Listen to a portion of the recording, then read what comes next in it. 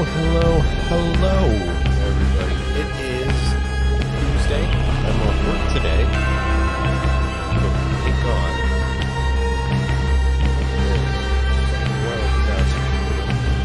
Anyways, horror anthology, or who is this? The Simpsons Treehouse. Horror Culture put this out a year ago. It is every Treehouse of Horror segment. I want to go through it with you guys and see if we agree with these rankings. You guys all know I'm a big Simpsons fan. I'm also a Treehouse of Horrors fan. Let's see what their rankings are, see if they match up with my ideas. And maybe yours? Well, let's go. I also got a drink. It's 11:30 in the morning. House of Horror, one of my favorite annual Halloween traditions, up there with sacrificing goats and newborns. So here is my ranking of every single Treehouse of Horror segment to date, which I'm sure everybody will agree on 100%. No. And that's how the internet works, I'm pretty sure. Without further ado, starting with my least favorite segment at number 96.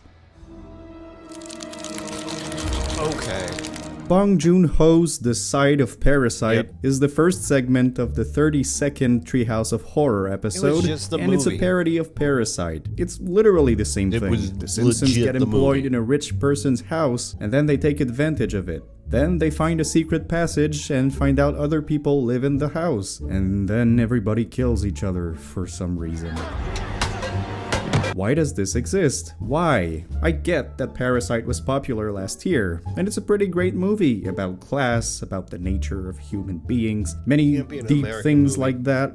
It has nothing to do with a 5-minute parody of The Simpsons. In fact, the plot is so complex that they focus on cramming it all into a short segment and forget to add jokes. It's unfunny and completely purposeless. Here's my favorite moment. My last words are, I'm too young and beautiful to die. Take a baby instead. Take a baby. I In hate the the Navy Avatar one. is the third This should be segment number of the fucking 22nd 96. Treehouse of Horror episode, and it's a parody of Avatar. Now there's I also few don't things like I care less Avatar. about than Avatar in the world, and especially Avatar parodies. This is the kind There's of Simpsons so Treehouse many segment that I bad hate, fucking Avatar simply parodies. shitting out a parody of whatever trendy movie came out that year without any originality or purpose to it. This is your Halloween episode, why would you spoof Avatar? As a parody, it's Now, if you're unbearably doing like a unfunny, sci-fi filled one, with sure. obvious and childish jokes. I make fart jokes on the internet, and even I find this unwatchable. It felt like the later Scary Movies flicks, and those are worse than suicide. Here's my favorite moment. Yo, Colonel! You got some schmutz on your cheek. Where? Here?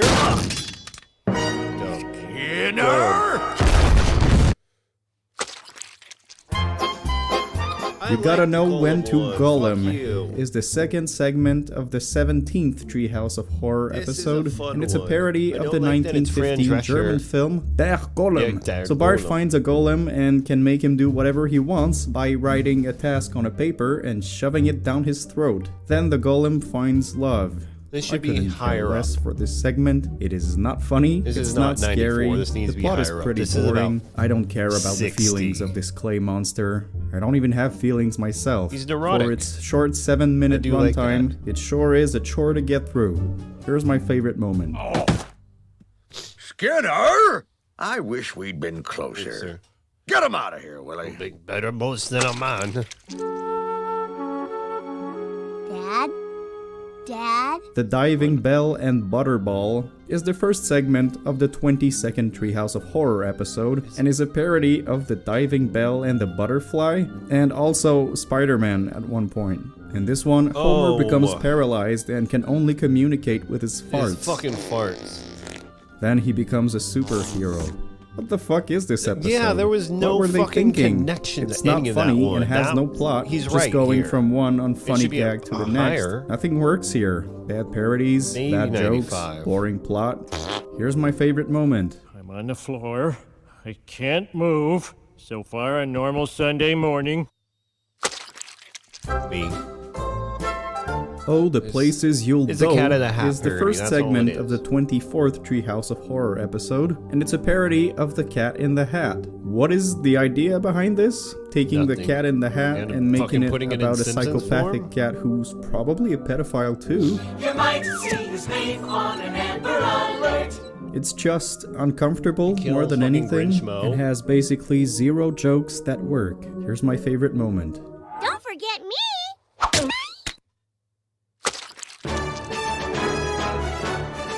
Bart and Homer's Excellent Adventure is the Oh, third this is the segment one of where the he beats up 23rd fucking Treehouse of Horror Kid episode, Homer. and it's a parody of Back to the Future, and not Bill and Ted. Which In this should have one, been Bart named returns better. in time to stop Homer from marrying Marge so that he becomes rich. My life might be a hell of a lot better. But in the Would new it, Bart? timeline, Would Marge it? is married to Artie Ziff, that fucker, and then a bunch of Homers try to beat him up, fail, and Marge loves them for some reason. I don't know if it's just me, but I kinda hated this episode. It barely Oh, has well, yeah, I anything did too. sci-fi going for it, nor horror. It's just Artie loosely Ziff. connected gags that don't work very well, with a forgettable, abrupt ending. I don't Right. like it. Here's my favorite scene. Now to get my comic book and explore a world where no one's mad at George Lucas. When Harry Met Slimy is the third segment of the 30th Treehouse of Horror episode, and it's a parody of Guillermo del Toro's Shape of Water. In Yep. this one, Selma and Kang fall in love, just like in the movie. Now I have to be honest, I didn't care much for The Shape of Water. It just wasn't my thing, I guess. Not a And great this movie. parody is the same. It doesn't do anything for me. I like Kang, don't get me wrong, and some of the jokes are okay, but the story overall kind of bored me. Here's my favorite scene. I would put that higher up on the list. 93 maybe. This one I would The put Fright to Creep and Scare Harms lower on is the the list. second I segment like of the this one 13th 'cause Treehouse of Horror this also episode. has And because this is the gun episode where fucking they ban guns and fucking all the ghosts come back, but it's Billy the Kid, fucking Butch Cassidy, and fucking for some reason Kaiser Wilhelm.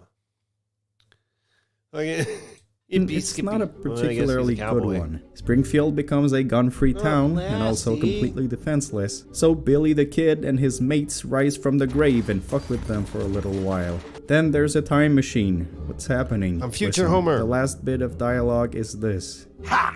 Now to get me some caveman hookers. Cavemen hookers? Caveman Really? hookers. That's your punchline? That's the how you go satirical out on an criticism episode right of there. Americans and their love for guns is funny enough, but this is not Why the is strongest Kaiser segment. Wilhelm even Here's my buried in favorite moment. Springfield? The bumps tickle my bottom! Why are they? Yeah, see, that should be better. Or a Nightmare higher up on the Elm list. Tree is the second segment of the 32nd Treehouse of Horror episode, and It's is an Nightmare on Elm original Street. story Fuck that outta here. unfortunately has nothing to do with Nightmare on Elm Street. In this one, a tree comes back to life by getting electrocuted by lightning, and then it reanimates all the trees to kill people in Springfield. You know, it's kinda like that episode where a Oh, where giant the billboard fucking ad statues gets come to struck by life? lightning and starts destroying the town with other advertisement properties. It's exactly that, except not funny and But with boring. trees. Yes, there's amusing death scenes here and there, but they mostly miss the mark here. Here's my favorite moment.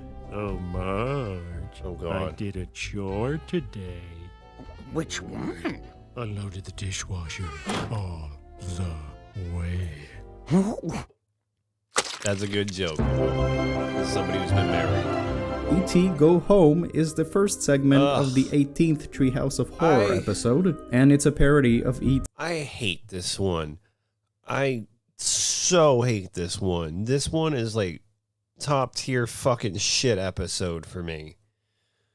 Like, I'm all for Kang and Kodo's fucking episodes and whatnot, but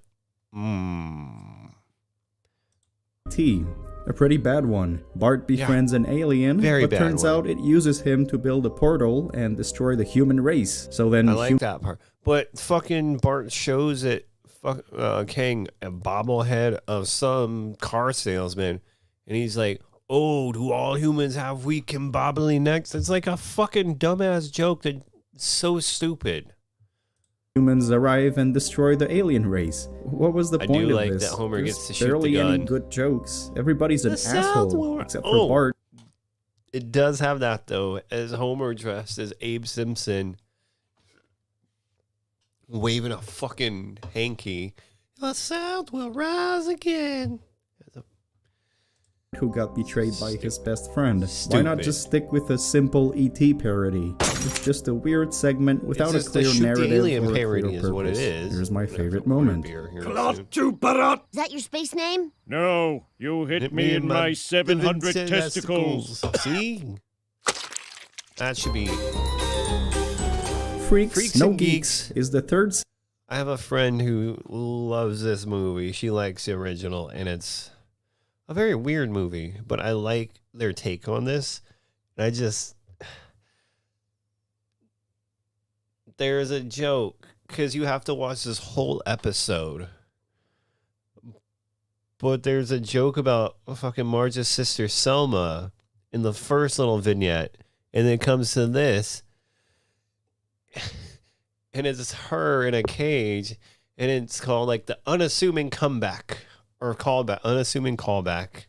Just fucking make you light of the whole thing. It's segment so dumb. of the 24th Treehouse of Horror episode, and it's a parody of 1932's Freaks. One of us. It's about One freaks of from the us. Freak Show, rising up to their mean leaders and turning Homer into this thing in a bad How I Met Your Mother parody ending. And that, kids, is How I Met Your Mother. I mean, the aesthetic here is pretty great, and the plot is at the very least more developed than most Treehouse of Horror segments, but there's barely anything funny or entertaining throughout. Here's my favorite moment. Thrill is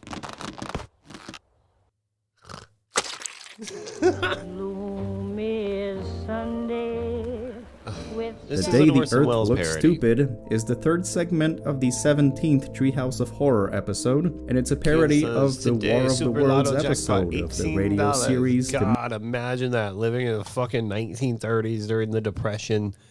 You win the lotto for fucking $18. You're fucking king of the world right there. You're like, ooh, look at me. I can afford fucking soup today. Mercury Theater on the Air. It was created by Orson Welles. That's pretty cool. afford In this soup. one, Orson Welles creates panic in Springfield as they believe aliens are invading the Earth. Turns out it was a hoax, except oh shit, aliens actually come to were Earth. invading the Honestly, I don't give a shit about this segment. The slight amusement I find in it is when the aliens are destroying the town for a good 20 seconds. Before that, it's just boring. And after that, it's a commentary on the Operation Enduring Occupation led by President Bush. What? I don't give a shit about this. Here's my favorite moment. You know, Homer, we haven't actually seen these aliens. That's alien talk. Big Band Stew says 23 skidoo. Oh, Fucking Stu. Telepaths of Glory is the third segment of the 26th Treehouse of Horror episode. And it's a parody of Chronicle. You know that movie that everybody remembers from the great director of Fan Forstick? So found footage style, Lisa and Milhouse get superpowers from a green goo, but Milhouse gets drunk on power for a second before he's stopped by Maggie, who also has powers. And then Kang and Kodos complain that they're just cameos. This is such an insignificant segment. A parody of a forgotten movie that barely has any jokes and that ends abruptly. Here's my favorite moment.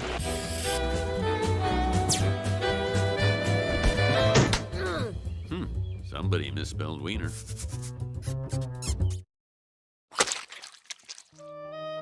Heaven Swipes Right Dying, is the second apparently. segment of the 30th Treehouse of Horror episode, and it's a parody of 1978's Heaven Can Wait. So Homer dies before he was supposed to, and therefore he's sent back to Earth from heaven to live in the bodies of other people. Let's just say Ghost Dad was a much better segment. This one has Ghost bland, Dad. unfunny jokes and no stakes at all. It's literally just a collection of mildly amusing scenarios where Homer lives as somebody else, and it gets old really quick. Here's my favorite moment. And now to open my paycheck and see what I make.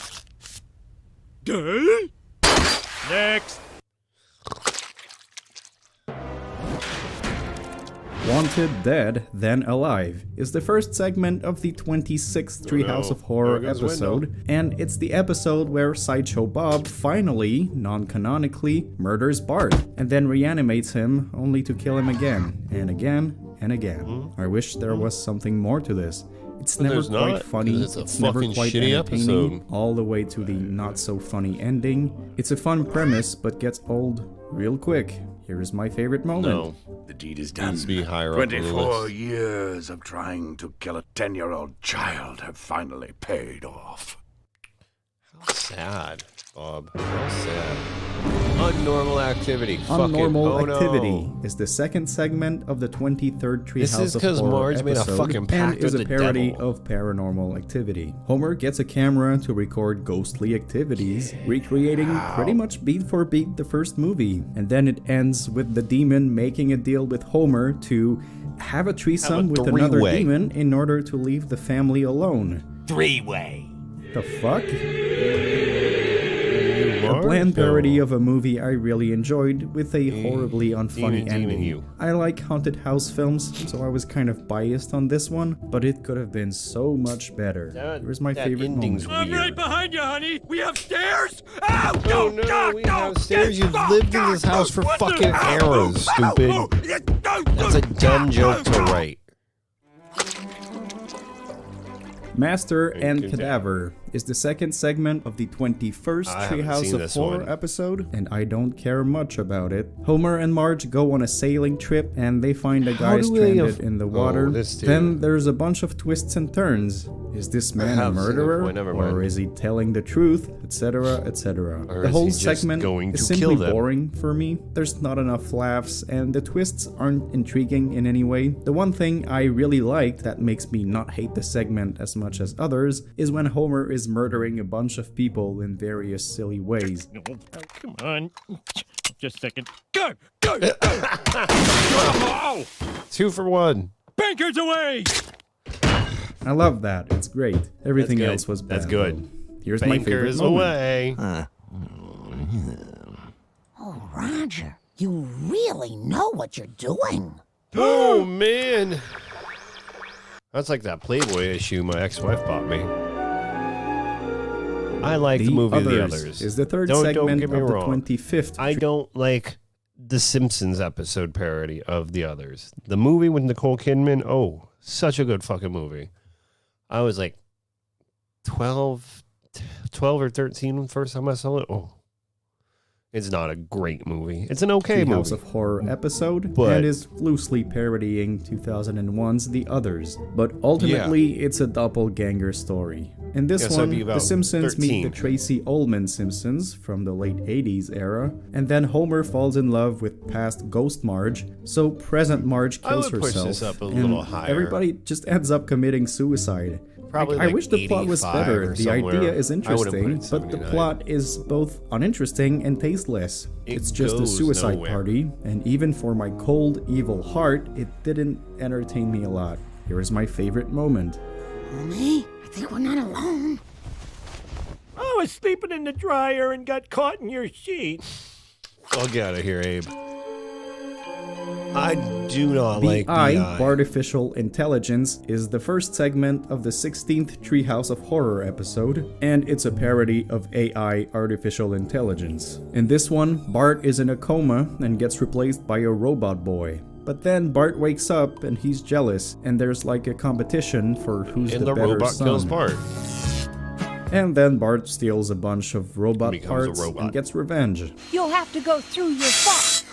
He's like, yeah. Yeah, it's that's not pretty me. jam-packed and never quite engaging. The story goes all over the place and nobody's really likable. Homer tosses his son out of the car and leaves him to die, and Bart whines the whole Fuck time you, because dude. he's not the center of attention. The only thing I actually enjoy about this segment is the whole ending that has nothing to do with it. So here it is as my favorite moment. Dad, wake up. You're Yeah, it's not an a robot. Exorcist parody. You're just possessed by the devil. The power of Christ compels thee. I'll call work and tell them you're coming for you.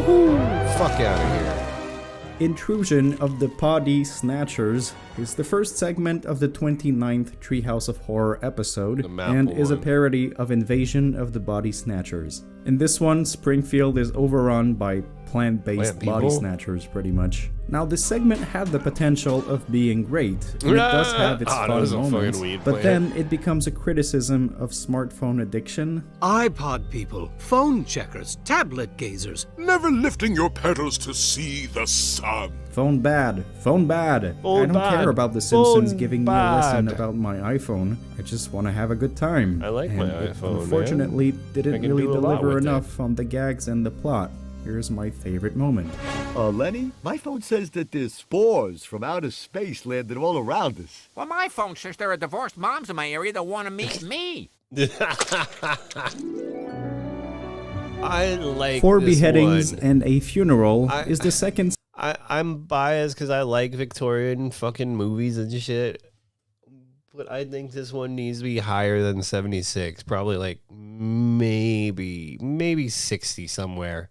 Because it's not a great fucking little vignette, but it's still pretty fun. I like fucking them fucking throwing the opium addicts. I like that they arrest Apu because he's the only dark person there. I think that's fucking terrible. And it's so stupid.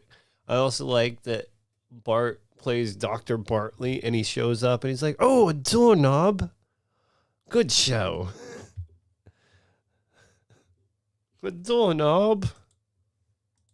Segment of the 15th Treehouse of Horror episode, and it's a parody of the From Hell graphic novel as well as the movie. In this one, Lisa and Bart are detectives investigating different murders. Now, this segment is a misfire in my opinion. It's not quite a good detective story and barely has any jokes at all. The only thing it's got going for it is the beautiful aesthetic of 1890s London. It's beautiful. Other than that, though, it's very well forgettable drawn. and never quite funny. Here's my favorite moment. Let's see the suspect in that child abduction case. I shall never grow In up. prison you will. In jail you will. Oh, he's right, you know. There's No Business Like Mo Business is the third This segment one of the 20th is Treehouse fun. of Horror episode I'm not a big and is a musical fan, parody though, of Sweeney on- Todd.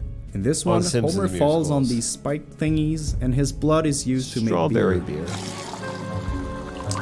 Also, Mo is hitting on Marge, who now thinks she's a widow. Now, I'm not big on musicals, and I don't particularly care for this segment. It does have its moments, it's creative and well made, and it makes sense, since Mo has always had a little something for Marge. Don't we all? I can recognize its qualities, and I can see why people would enjoy it, but subjectively, it's not my thing. Here's my favorite moment.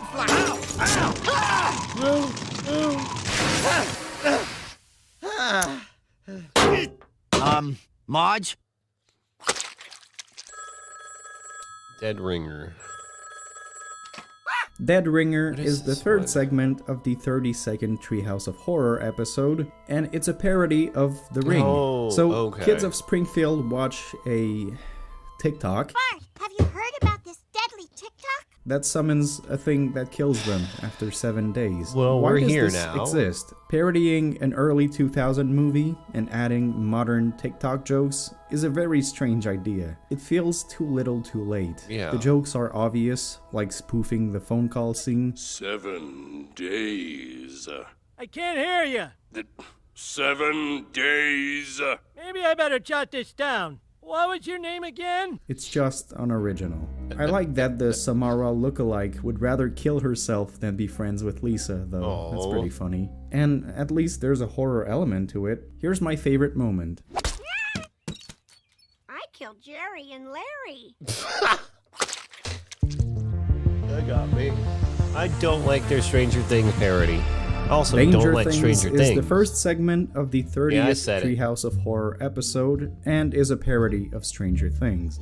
In this one, Milhouse gets trapped in the over-under, so Lisa becomes 11 and goes on a rescue mission. Well, I like Stranger Things just like everybody else, but this parody, not so much. It felt like an obligatory spoof that had no soul. Wait, Stranger Things is the new trendy thing, so let's just recreate Let's it make beat a for fucking beat parody and of it barely to have make any jokes in fucking it. money. I wish this was better. It had some potential. Anyways, here's my favorite moment. Howdly doodly, neighborino. Good.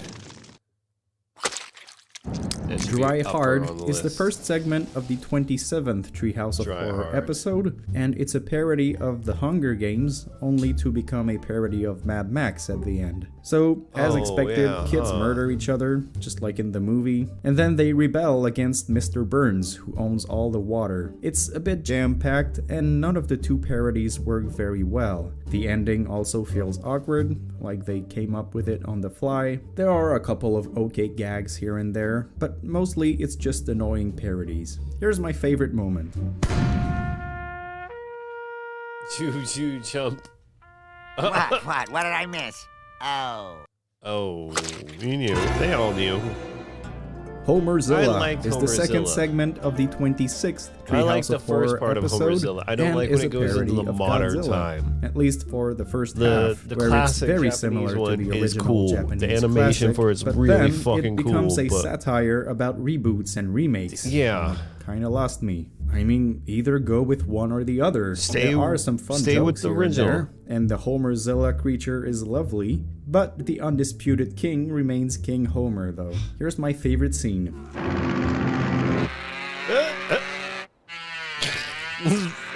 Oh, yes. That'd be a fun tattoo. Yes!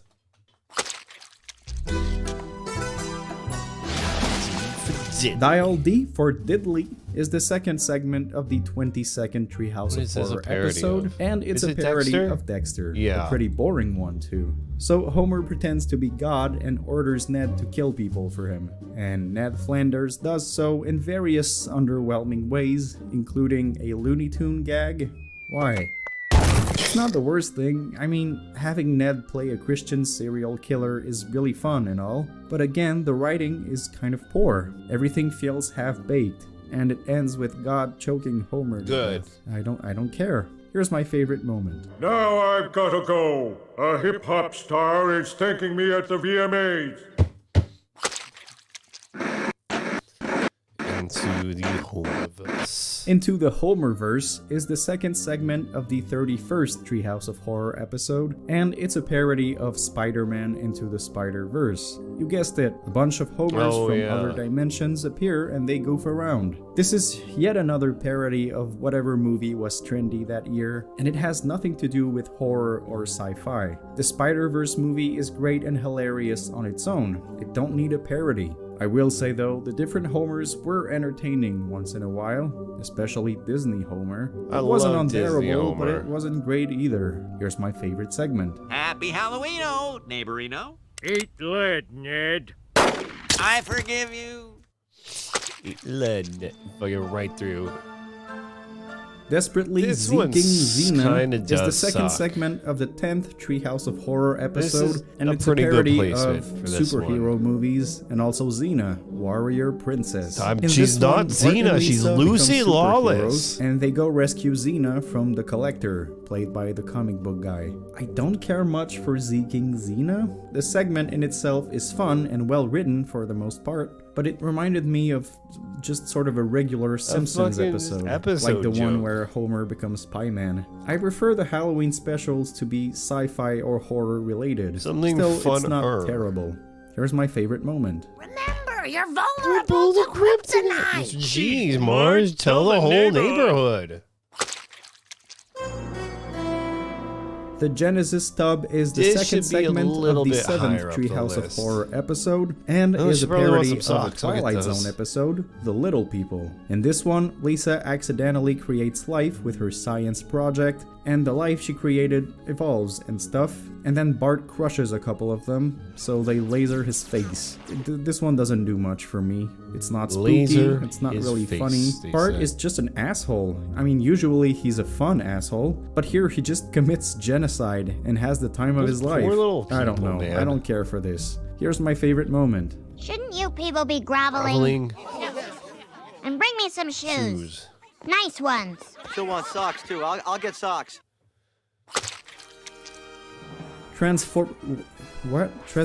Jesus Christ. Untitled Robot Parody is the first segment of the 19th Treehouse of Horror episode and is a parody of Transformers. In this one, Transformers fight each other in Springfield and then they team up to make humans their slaves. You know, my thoughts on this segment are as simple as the plot of this segment.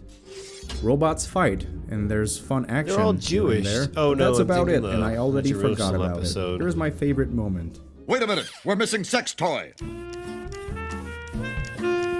Where have you been? Oh, where haven't I been? Yeah. That shit is 69. A Clockwork Yellow is the second segment of the 25th Treehouse of Horror episode and is a parody of A Clockwork Orange. In this I've one, never Mo and seen his it. I would buddies love do to see it, various actually. criminal activities I and might stuff. put that on my list. It's like in the real movie, except the giant I dick think is a we might do schmoo. movie night later. Not my schmoo! Not my schmoo! Oh, The parody here is more faithful than funny, and it just made me want to watch the real film instead. But there is a fun, although somewhat lazy ending, where it's just parody after parody of Kubrick movies. Mildly entertaining, it also ends with a great gag that also happens to be my favorite moment. Ow. Ow. I like Geriatric Park, I think, if I remember right. Geriatric Park is the third segment of the Yeah, it is. 29th Treehouse of Horror episode, I like and it. it's a parody of Jurassic it's Park stupid. and Jurassic World. So Geriatric Park is a place for the elderly to stay, Somebody should but build when this. Homer rises the temperature, they become dinosaurs. Yeah, this segment had fun This may dinosaur happen. transformations, and having the dinos be old people was somewhat of a fun idea. I was entertained with Geriatric Park. It's not very memorable, and it probably would have been much better had it been made in the early years of the show, but you know, it ain't too bad either. Here's my favorite moment. I'll rejuvenate the elderly using untested dinosaur DNA. It could make me a fortune. Or fill the world with monsters. Who knows? It could make me a fortune. Greatest. Oh, this is a black hole episode. The Greatest Story Ever Hold is the first segment of the 23rd Treehouse of Horror episode, and is not a parody of anything except for It's the just a title black hole being episode. a spoof of the Jesus movie, which has nothing to do with the segment. Anyways, Lisa finds a black hole and puts it in the basement to stop it from why you would absorbing take it everything. home. But then the family uses it as a garbage, as we all would. The episode Where- isn't why, horrible, man? it's just not very special. We've seen other Halloween segments with portals and other dimensions, and they were more interesting and funnier. This one is a fun time, No. but not to be remembered. This needs Here's to my be favorite moment. upper on the I'm list, still like proud of you, buddy. 70s or 80s And look, list. I got money to take you for pizza. And there it went. You saw that I had the money, You right? saw I have the money.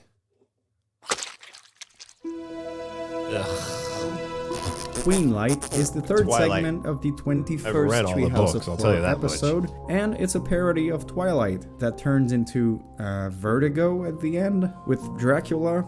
It's a strange one, but it's got plenty of fun gags and silliness. It starts with the obvious Twilight romance satire, and it ends with vampires sucking Homer's blood and dying of cholesterol overdose. Man, I had fun with it, but I probably won't remember it tomorrow, because I'll be dead. Here's my favorite moment. Well, he is cute, but I'm sure a boy like him would never say hello to me. Hello.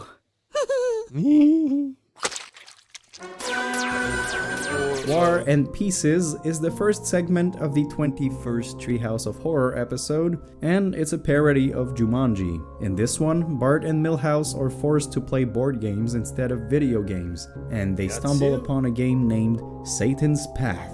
It's pretty much Jumanji, and once they play, every board game comes to life. The game parodies are fun enough, with plenty of gags centered around the specific games, but that's about all there is to it. Not much of a plot, it's not very engaging, just some mindless entertainment. Hey, sometimes that's all you need. Here's my favorite moment. Come on, man, climb up. No, I might sink the letter. And Q is just too valuable. That blank can be any letter we want. Maybe I'm just tired of living.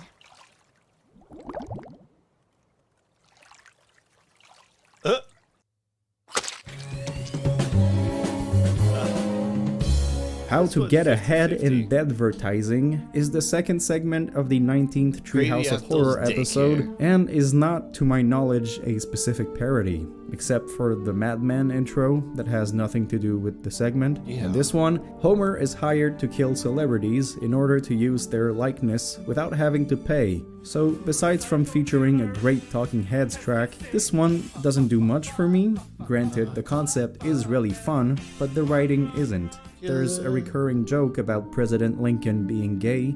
I guess they thought this was hilarious. The greatest part for me was Krusty falling in a wood chipper. That's fun. But after that, it kinda goes downhill. It's still much better than a lot of the bottom tier segments though. Here's my favorite moment. Ah, you ripped me off, see? No, I didn't, see? You're gonna pay for what you done, see? See? I always thought I'd die of hepatitis. See?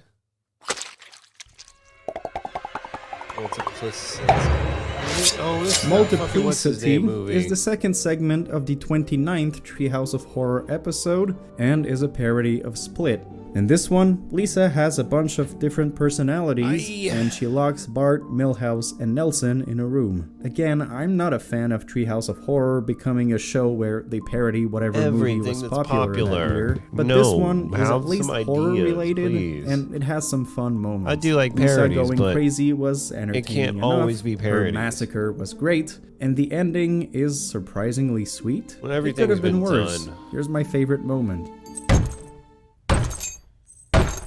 Come on, Milhouse, put your brain into it. The door isn't even scratched. We were trying to break the door? Oh. I hate this episode. In the Belly of the Boss is the third segment of the hate 15th this episode Treehouse with of a Horror passion. episode, and is a parody of the 1966 film Fantastic I am Voyage. crazy. In this Please one, give me Maggie a gets cat. shrinked inside a pill that Mr. Burns swallows. I don't like that. That grosses me out. So the Simpsons need to rescue her by also downsizing and hanging out in Burns' belly. This segment has a fun concept and some neat visuals, but it fails to leave much of an impression beyond that. There's this recurring gag of Marge having a sexy outfit and nearly That's getting what nude, makes it a and although she is a fantastic lovely voyage. woman, it was drowned out and never funny. It's fine for whatever it is. Ooh, a Here's my favorite moment. Why would you eat a marshmallow inside somebody's stomach? Security! Marge! Is this the ghost one? BFF RIP is the second segment of the 27th Treehouse of Horror episode, Yeah, Lisa's and in this fucking one, imaginary Lisa's ghost imaginary friend Rachel kills all her friends so Who's that they Jewish, can be by the way. together Did you know again. that? How sweet. And then Homer's imaginary sausage friend fights her and explodes in a microwave. Well, as a later entry segment, this isn't the worst. It's an original story with fun death scenes and a somewhat interesting plot. It's not memorable in any way, but decent fun nonetheless. Here's my favorite moment. Think of me as your best friend. Well, Dead and Shoulders is the second segment of the 24th Treehouse of Horror Oh, episode, he gets his head and it's a cut off, parody huh? of The Thing with Two Heads. Bart gets his head chopped off, so he gets surgically attached to Lisa's body. Now, the strength of this episode lies in Bart and Lisa's hateful relationship, blossoming into love, and then back to being hateful. It was engaging in that regard, but the gags weren't anything special. I do like the ending, though. Here's my favorite moment. Well, now I always have someone to eat lunch with. Great! That's as much therapy as your parents can afford. I hate this fucking movie. It's Mr. and Mrs. Simpson is the second segment of the Mr. and 18th Mrs. Smith Treehouse of parody, Horror episode, and it's fun. it's a It's a fun parody of fucking Mr. movie, and but- Mrs. Smith. I don't know why, but I always loved that Brad Pitt and Angelina Jolie film when I was younger. Weird. Anyways, both Homer and Marge are secretly It's pretty assassins, fun, but it's and not when my they find out favorite. about each other's secret, they try to murder each other. And then they have sex over fact Chief that Wiggum's Marge corpse. actually gets paid, It's a though, weird for it. segment for a Halloween special, and it's got a strange ending, but I had decent fun with it. It's not hilarious, but there's some fun banter between the couple, there's some cool action, it does the job, and here's my favorite moment. Now I'm mad. Now I'm blah. Now I'm blessed on the colors.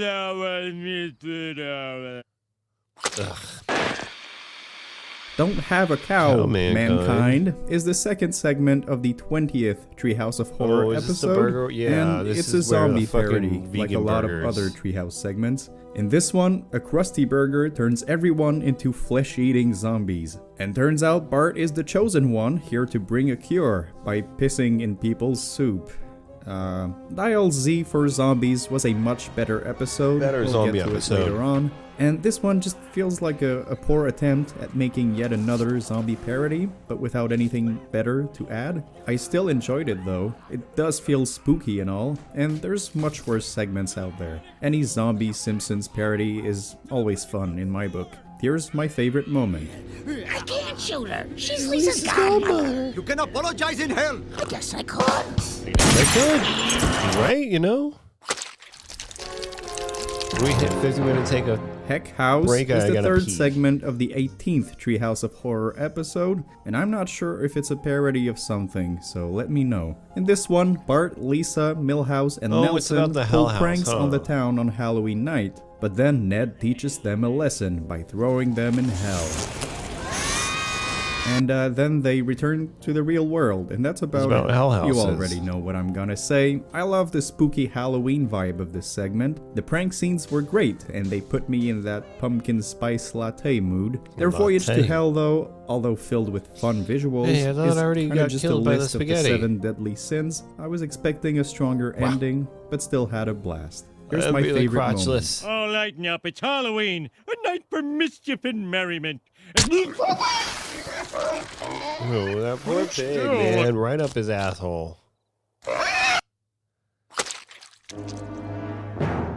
I don't like this episode. Married to the Blob I do like is the that first Dr. Phil segment of the has a fucking 17th joke in here and he Treehouse of gets Horror eaten, though. episode, and it's a parody of 1958's Hey, if I can keep The Arby's Blob, down, I can as keep well as its anything down. 1988 remake. Personally, I find the king-size Homer episode to be much better and funnier, but it is still a delight seeing a This is fat Homer non-canonical, slob though. eating people left and right. It's the main I like he appeal goes and to the reason umpire I school. enjoy this segment. The last couple minutes, though, they really suck, and it ends with Homer eating the homeless to serve Springfield. That's your ending gag? Weird, it's not really funny. Here's my favorite moment. Must eat, then poop, then then eat some more, then eat while pooping. Sounds like a typical Saturday, huh? Mofinger is the third segment of the 27th Treehouse of Horror episode, and it's a parody of Goldfinger and Kingsman. So Bart becomes a secret agent taking his deceased father's place, but turns out Homer's alive and evil. I'd usually be pissed at this because it has nothing to do with sci-fi or horror, and it's a double parody, which usually goes pretty badly. But, you know, this segment is really fun. There's some great action scenes, a great Donald Pleasance parody played by Homer. There's fun gags. I enjoyed it much more than I thought I would. Here's my favorite moment. Looks like this concert will have a few guests who weren't invited. Everyone's invited. It's free. It's free.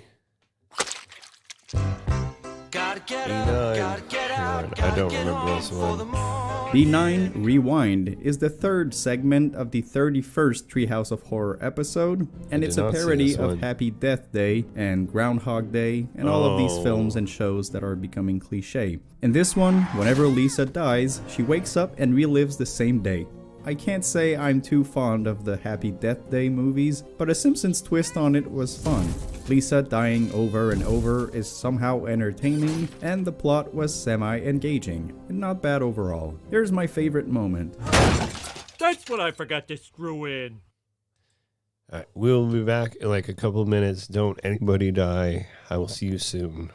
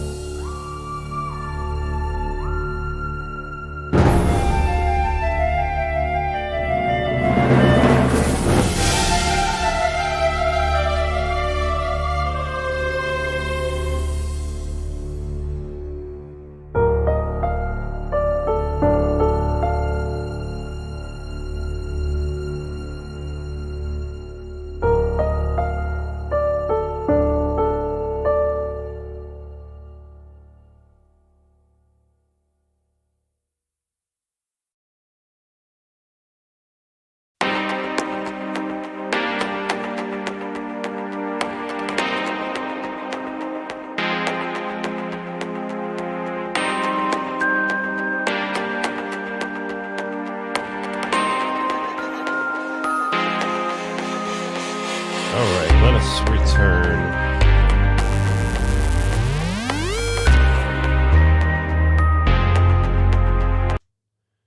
Jail you will. Anyways, both hope so to be much better. Gotta get up, gotta... Frankenstein is the second segment of the 14th Treehouse of Horror episode, and it's a parody of, well, what do you think? In this one, Professor Frink reanimates his dead dad, but Mr. Frink isn't happy with his body, so he steals everybody's organs and body parts. Hey, you can't have that. This episode had a lot of potential and partially delivered. It's great fun seeing Frankenstein ripping spines and organs out, but there's some duds with the jokes and the ending wasn't great. Still fun though. Here's my favorite moment. Hey, 700 Club! You look like a healthy specimen. Well, I did finish first in the walk for the cure of homosexuality.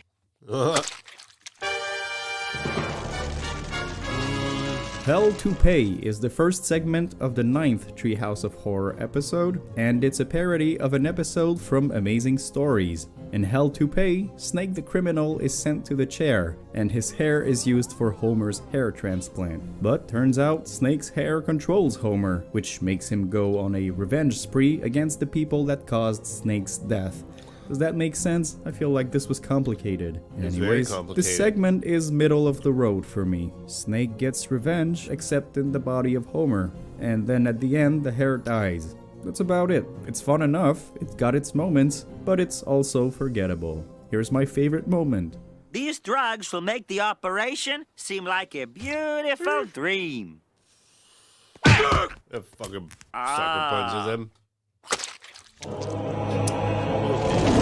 Cool as Hell is the first segment of the 25th Treehouse of Horror episode, and it's an original story.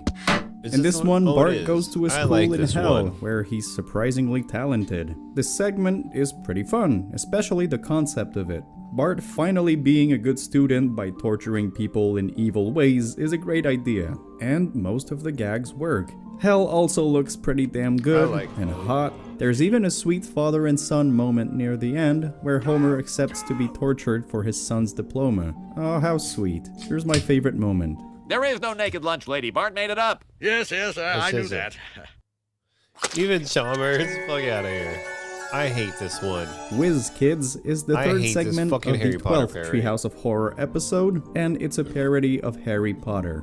In this one, you'll see Milhouse's ass. Oh. But also it's about Burns trying to capture Lisa in order to steal her powers. At first, Bart helps him, but then he feels bad, so he kills Burns and everything's good. WizKids has its moments, but as you know by now, I like my Treehouse of Horror episodes focusing on horror or sci-fi. A parody of Harry Potter is fine, but just not necessarily what I want in a Halloween special. Oh well, I still had a great time with it. It's fun. push this Here's higher my up. favorite moment. A+, and we'll discuss your grade over breakfast. Yes. Yes. I love Homer Cube is the third segment of the 6th Treehouse of Horror This is a episode, fun and it's a episode. parody of a Twilight Zone episode called Little Girl Lost. I assure you it has nothing to do with me. So Homer accidentally enters a new dimension. I don't know what that joke means. I'm very concerned. And then people of Springfield try to help him. The episode seems to be more focused on strange experimental visuals, and granted, the visuals are very interesting. The whole story captures the strange, otherworldly Oh, I'm feeling dying, you very guys. well, and it even ends with Homer falling into the real world. That's fun. That being said, besides for a couple of funny lines here and there, Homer Cube didn't blow me away to another dimension. The plot is pretty much non-existent. Homer is just scared, and then he falls in a hole. Nonetheless, I did love the creativity behind it. Here's my favorite moment. It's like, did anyone see the movie Tron? No. No. No. No. No. No. No. No. Yes. I mean, no. No. I Know What You Diddly Idly Did is the first segment of the 10th Treehouse of Horror episode, and it's a parody of I Know What You Did Last Summer. In this one, Marge runs Flanders over, and the Simpsons then try to get away with murder. And then at the end, it's revealed that Ned is a werewolf, and he eats Homer. Weird twist, didn't see that coming. I Know What You Did Last Summer parodies are all over the place, and I usually have a good time with them. This segment has a good mystery, some great jokes, and a nice atmosphere. The end twist does feel like it's been pulled out of Homer's ass, but it still works overall. Here's my favorite moment. He's dead! He's definitely dead!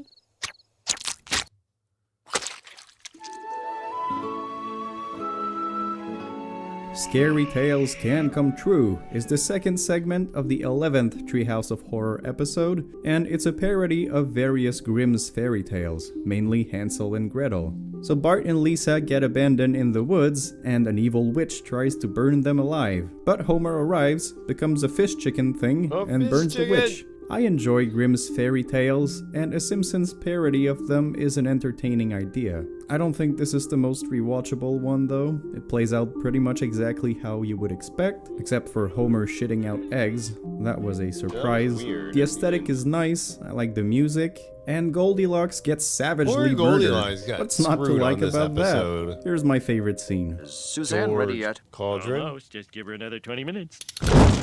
Yeah, but the concert's at 8.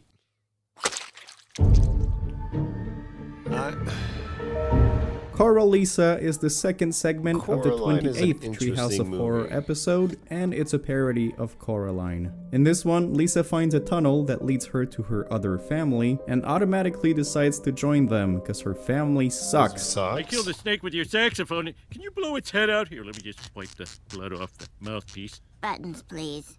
Then there's some fun twists and turns here and there, and it ends happily.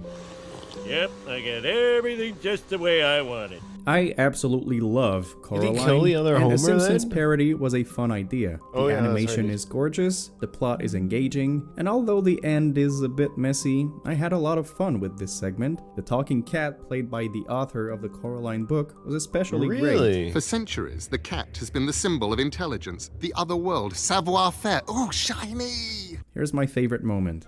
What is it about this world that's so great? The Homer in this world doesn't pass gas. That was a 3-button job.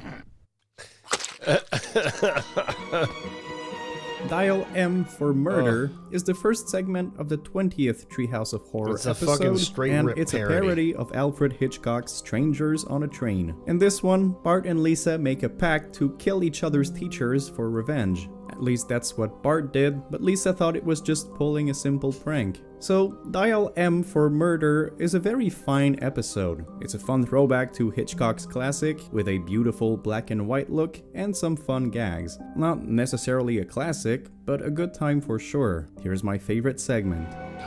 Lisa Simpson in detention? My horoscope told me I'd see something interesting today, but I thought that meant the horoscope itself.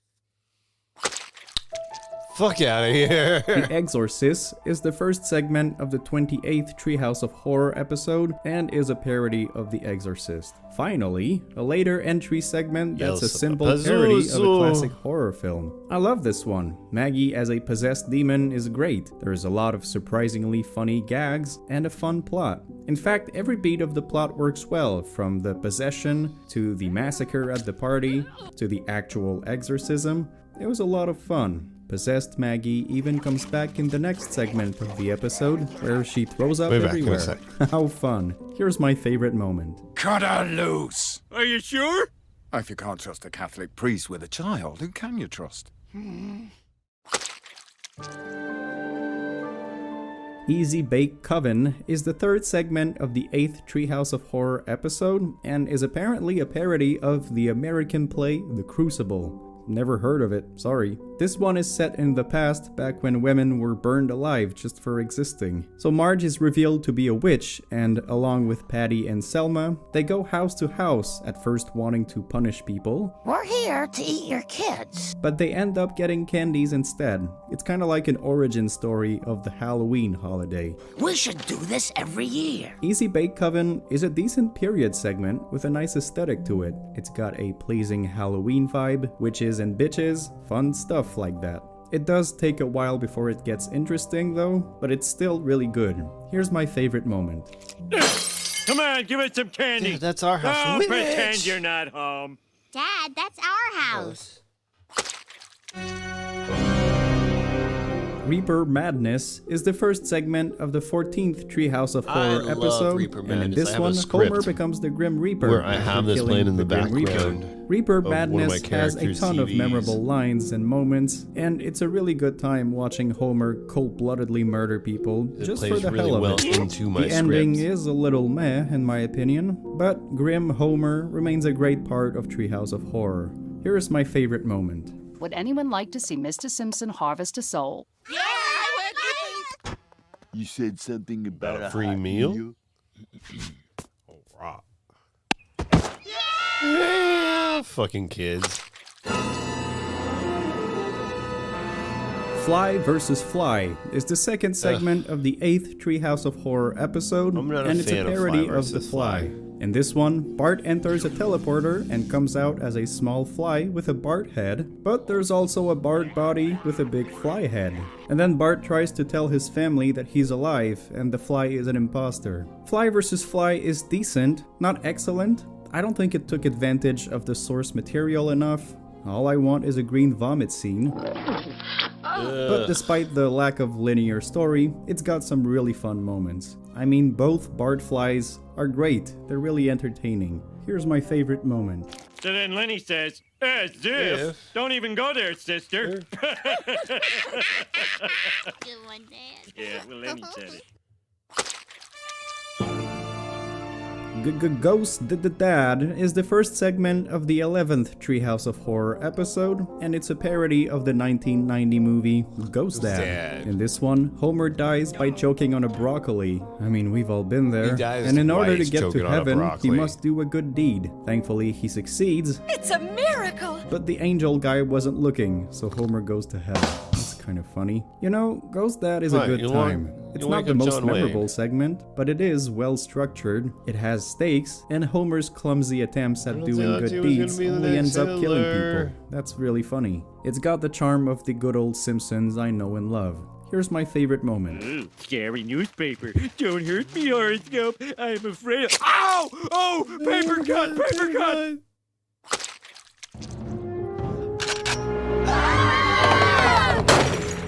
Survival of the like Fattest is the second segment of the 16th Treehouse of Horror episode, like and it's a parody of the short story The Most Dangerous Game. In this one, Mr. Burns invites people for dinner, but ends up playing a game where he hunts them and murders them. It's got some fun moments. I always love me a good evil Mr. Burns segment, and seeing all of the beloved Simpsons characters die horribly is quite entertaining. Here's my favorite moment. No fair. Dad gets to kill wild animals, but I shoot one bird and I have to go to a psychiatrist. He still thinks that hobo was a bird. Oh, good.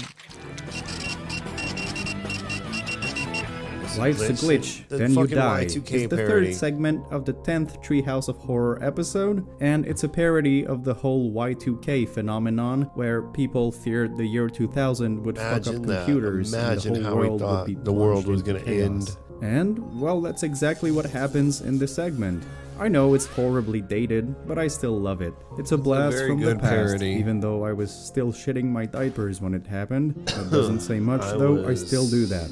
Anyways, I love the sheer chaos of this episode. Everything related to technology is trying to kill everybody in Springfield. It's just fun. Dated, but fun. Here's my favorite moment.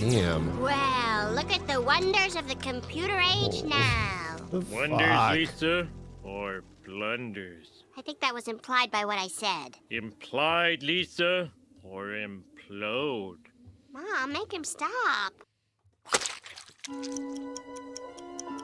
Stop the World, I Wanna Goof Off is the third segment of the 14th Treehouse of Horror episode, and is a parody of the Twilight Zone episode, A Kind of a Stopwatch. In this one, Bart and Milhouse get a stopwatch that can stop time, and use it to do stupid shit little kids would do with a magic time-stopping stopwatch. My slacks, they've descended.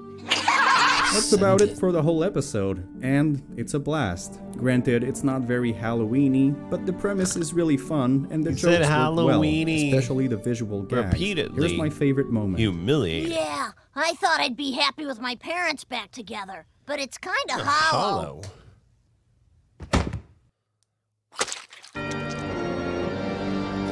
I've Grown a Costume on Your Face is the third segment of the 16th Treehouse of Horror episode, and is a loose parody of the Twilight Zone episode, when we hit to Masks. 30 again. It's also got a bit of Bewitched thrown in there for some reason. In this one, a spooky witch casts a spell that makes everybody in Springfield become their Halloween costumes. The fun of this episode lies in the silly costumes turned real, and it makes for some great visual gags. It's also got a great Halloween vibe, and overall, it's a very, very fun segment.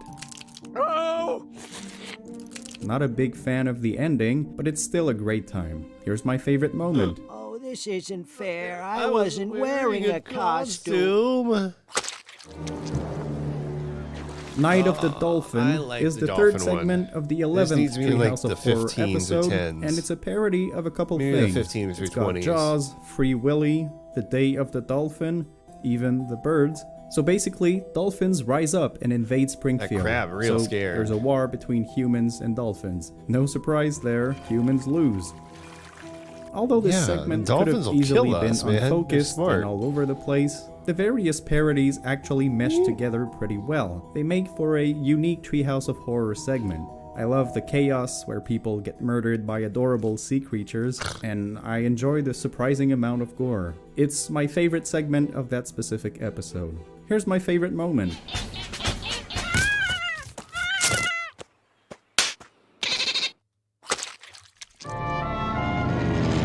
The Island of Dr. Hibbert is the third segment of the 13th Treehouse of Horror episode, and it's a parody of the sci-fi novel The Island of Dr. Moreau from H.G. Wells. Yep. In this one, Dr. Hibbert plays the He's crazy making doctor who turns weird people hybrid into creatures. animals, including a sexy Marge cat and a fat Homer walrus. The visuals here are great. I love the spooky, mysterious tropical island Homer shaped like a rides skull. a freak. There's an effective mystery. Flanders gets milked by Homer, who wouldn't want to see that.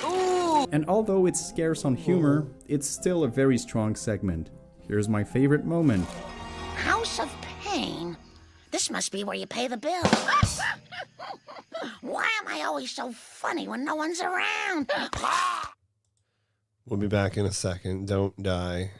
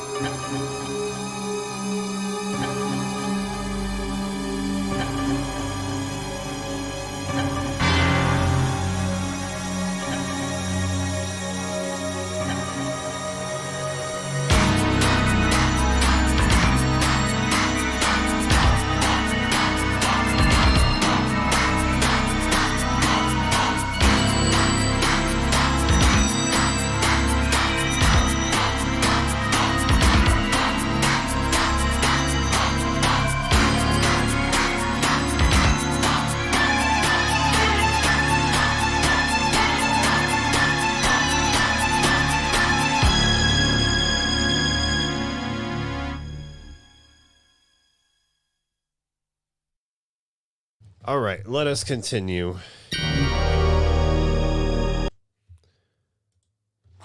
#29, Citizen Kang. Citizen Kang is the third segment of the 7th Treehouse of Horror episode and takes place in the 1996 American election between Bill Clinton and Bob Dole. In this one, our lovely aliens Kang and Kodos capture the presidential candidates and they take their form to be elected by Americans. This one's great fun, but I am a Canadian who wasn't even born for this election back when it happened, so there's already a slight disconnect with the satirical political messages. I'm just a stupid poutine lover, right?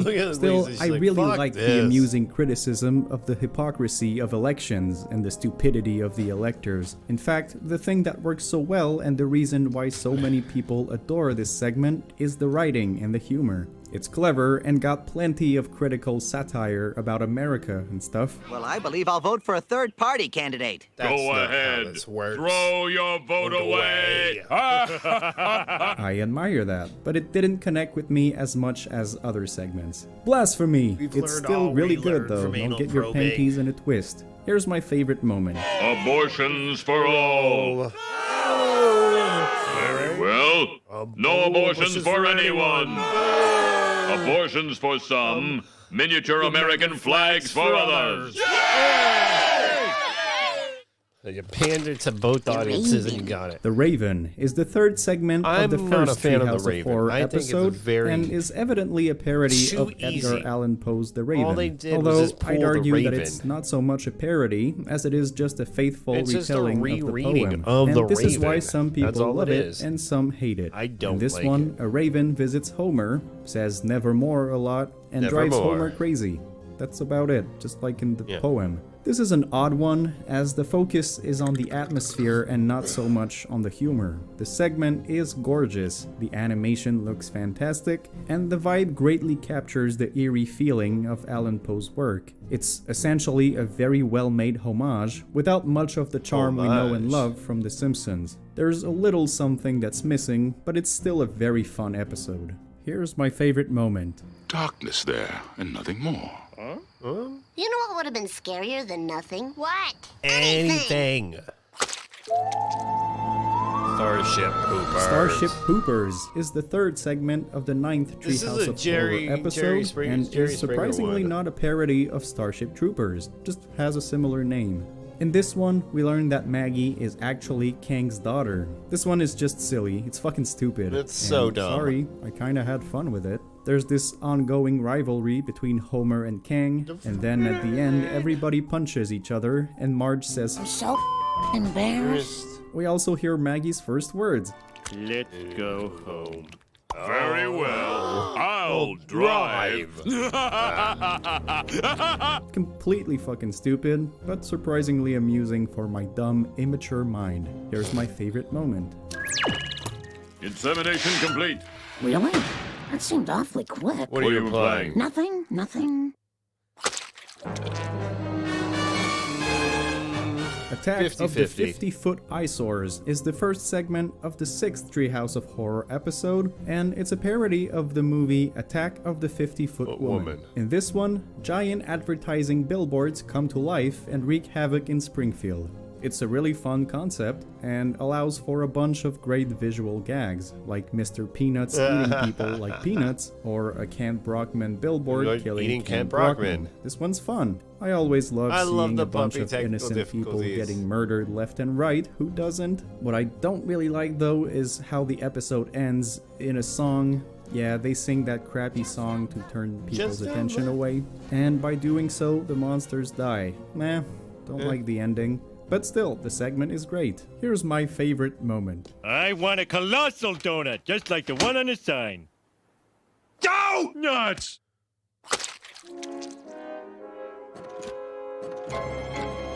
Send in the Clones is the first segment of the 13th Treehouse of Horror episode, and it's a Yay. parody of the 1996 movie Multiplicity. In this one, Homer finds a magic hammock that creates clones of himself, so he uses them for his chores. I love me some Homer, so having 200 Homers acting like idiots is all I could ask for. There's even a Homer Griffin. It's fucking dumb and entertaining. I had a good time with it. Here's my favorite moment. It would take 3 clones to beat the original Homer. I mean 4. Oh, suckers. Springfield, an average little town with a not-so-average monster. The Bart Zone is the second segment of the second Treehouse of Horror episode, and it's a parody of a Twilight Zone episode called It's a Good Life. Essentially, Bart has godlike powers and he can read minds. Whenever somebody has unhappy thoughts, he punishes them in various silly ways. So the whole town is living in fear as Bart is having the time of his life. Then by the end it becomes a father and son relationship story, and it ends in the most horrifying way possible. Homer loving his son.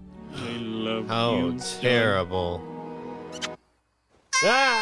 This episode is a good time, although it's not too special. I love the concept that Bart can do anything to anyone, that's fun. But then once the Homer and Bart cheesy montage kicks in, I kinda lost interest. That said though, the writing is still much better than those recent Simpsons episodes, and it's a very fun segment. Here's my favorite scene. Oh, good. The curtains are on fire. It's good that you made that awful thing, Bart.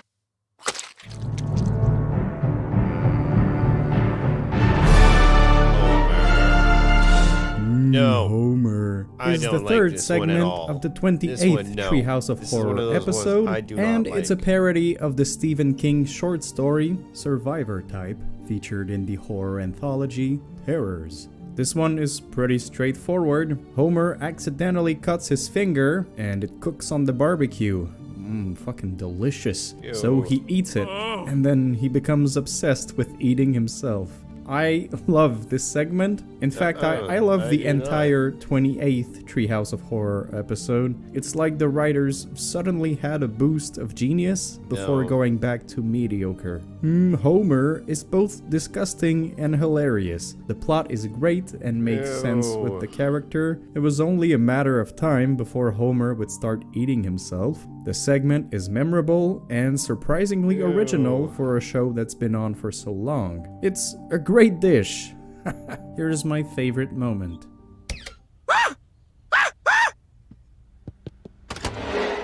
Not a single morsel in the house.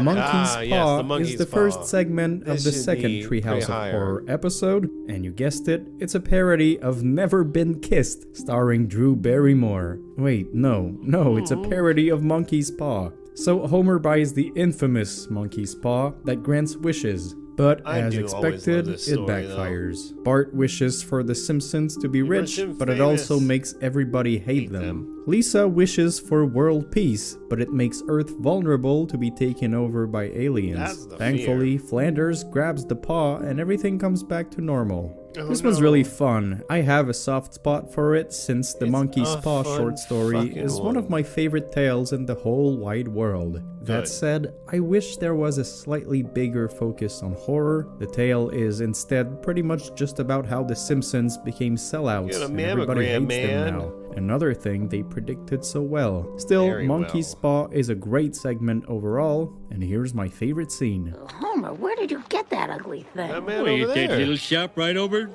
there. On your way, it was over there. You'll be He's sorry. It's the Grand Pumpkin Millhouse is the third segment of the 19th Treehouse I of don't know how Horror I felt episode, about this and one. is of course a parody of It's the Great Pumpkin, Charlie Brown. Which In this should be one, coming out Millhouse soon. summons Actually, the Grand I Pumpkin feel with like we his should watch whiny that tears. here. But the pumpkin realizes that humans eat the insides of pumpkins, so he swears revenge. This is one of the better Treehouse segments of the most recent episodes. It starts as a fun Peanuts parody, and then becomes a tale of a murderous pumpkin and a killer turkey. I love it. Here's my favorite moment. Are you looking for a particular part of my brain, or?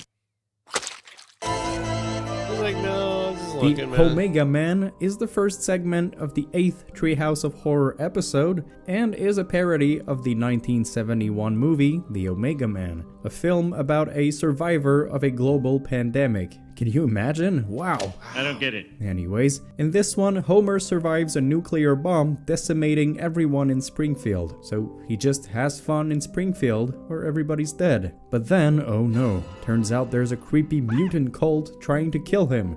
It's like the anti-vaxxers. Big reveal, Homer's family actually survived and they convinced the mutants to accept one another. It's, you know, it's touching, man. Kinda sweet, you know?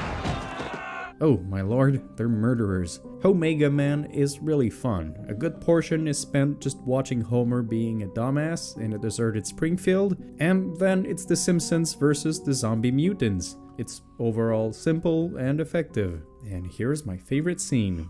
Little Bart. Little Maggie. Little Lisa. Are you running? Are you running? I don't hear her running, man. Bart. Are you? And the rest. The Terror of Tiny Toon is the second segment of the 9th Treehouse of Horror episode, and it's a parody of the 1992 movie Stay Tuned. In this one, Bart and Lisa get trapped in the itchy and scratchy cartoon world, and the little furries try to murder them. I love this episode. Everybody loves the itchy and scratchy show, so a Halloween special based on that is a fantastic idea. They also play the cartoon element very well, using fun visuals and sound design. It's very creative and amusing. Here is my favorite moment. Hey, hey! Tonight I'm going to suck your blood. The Devil and Homer Simpson is a parody of the short story The Devil and Daniel Webster, which I never read. Is it good? I don't know. In this one, Homer sells his soul where he is judged innocent, because Homer already gave his soul to Marge. Oh, it's so cute. This segment is great, just for turning good Christian Flanders into the devil. That's already pretty damn genius, but then Homer getting punished in hell is a big highlight. It even ends with Homer having a giant donut head and eating himself. It's a real good time. Here's my favorite moment. Dear Homer, I owe you one emergency donut signed Homer. Bastard! One step ahead. The Ned Zone is the first segment of the 15th Treehouse of Horror episode and is a parody of the sci-fi novel The Dead Zone. Also, the 1983 movie of the with same Christopher name. Walken. I In watched this one, it the other Ned day. gains the ability to foresee the death of anyone he touches. The Ned Zone is great. Not only does it have Hans Moleman getting eaten by alligators, but also an apocalyptic ending caused by Homer's stupidity. All around, just some funny gags, a fun parody. It's a good time. Here's my favorite scene. Yeah! Ow! Oh, there's the frisbee. I don't like this episode.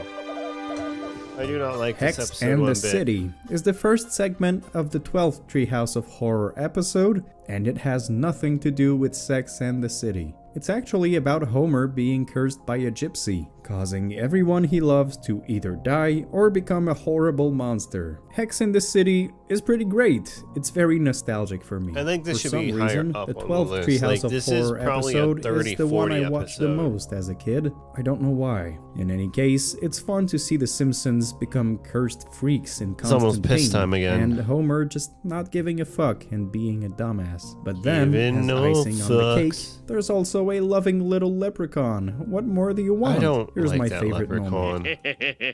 He shows The up in perfect multiple other crime. episodes later Marge, I on. have to be in court next Tuesday. He also shows up in the Sex Pies, Sex Grapes Pies, and Lies If I episode. Only Had a Brain is the third segment of the second Treehouse of Horror episode, and it's a sort of parody of Frankenstein. In this one, Mr. Burns captures Homer and uses his brain to create a Frankenstein-like robot. But Homer, being Homer, turns the robot into a lazy, useless piece Sad of robot? shit. So Burns aborts the project and gives Homer his brain back. But then he gets crushed by his own creation, forcing him to be attached to Homer's body. What really makes this episode is Mr. Burns, hands down. Hello. Look at me, I'm Davy Crockett. This old man is hilarious and works perfectly as a mad scientist scooping up brains and they didn't having even the take their time of gloves his off life, while eating just the like we pizza. all do when stealing bodies, unless it's just me. While the When's the last time segment you is guys very stole a light body? on plot, it does have I'll tell you fun when I did. moments, and overall is great. I also worked in the funeral It's my favorite industry, scene. so Hello. you never know if I'm lying or telling the Great. truth. Smithers, get him out quickly. The stench is overpowering. Wait a minute, sir. I think That's he's Homer alive. Simpson. I don't remember this one. Toy Gory is the first segment of the 31st Treehouse of Horror episode, and it's a parody of Toy Story. In this one, Bart tortures his toys so they get their revenge by Good. killing him and turning him into a toy. I enjoyed this a whole lot, more than I thought I would. The recent Treehouse of Horror episodes are usually terrible, and therefore I was expecting a terrible parody with obvious jokes, but instead got a creative, violent horror short. It was great. Here's my favorite moment. Homer, always put a paper towel over. Oh. It's one time. Yeah. Yeah. The Thing and I. The Season Thing 8. and I is the first segment of the 7th Treehouse of Horror episode, and the internet tells me it's not a parody of anything, but I'm kind of skeptical. I mean, it is I don't really think it similar to is. Basket Case in many ways. Oh, I yeah. don't know. Anyways, in this one, Bart and Lisa find out something is living in their attic, and it's later revealed to be Bart's evil twin. But, other twist, turns out Bart was Bart is actually the the evil evil twin. twin all along, and they locked up the innocent twin. Oh, don't look so shocked. I thoroughly enjoyed The Thing and I. It's exactly what I'd I'm agree, looking 13. for in a Treehouse of Horror episode. We've got an actual plot and mystery. What the Something hell is weird this creature up happens and there? it's funny. We have pretty creepy scenes. This one in particular scared the shit out of me when I was younger. You got your fun jokes and a fun Rat. twist. Here's my favorite moment. Those ears Yep, caged up in right here in- while right you in the- probably right in the never even frame, huh? seen your own face in the mirror, have you? Here.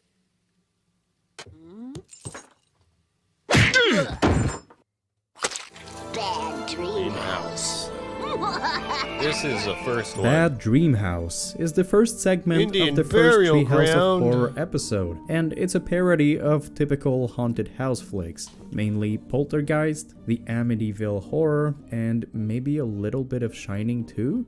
As the first Treehouse episode, it's a pretty good one. The Simpsons move into a new house that was suspiciously very inexpensive, and soon enough, an evil force starts messing with them. The fun twist here is that the house would rather destroy Destroy itself itself than hang out live with the them. Simpsons because they're too annoying. Suicide jokes, I love them. It's a fun, spooky Who little doesn't love tale, suicide very jokes, simple in man? execution, with mostly funny jokes and a nice atmosphere. Bonus points for the music, it's great. Here's my favorite scene. You didn't tell me it was built on an Indian burial ground! No! You didn't! Well, that's not my recollection. I'm sure he Yeah, well. he says he mentions it All a few right, times. goodbye.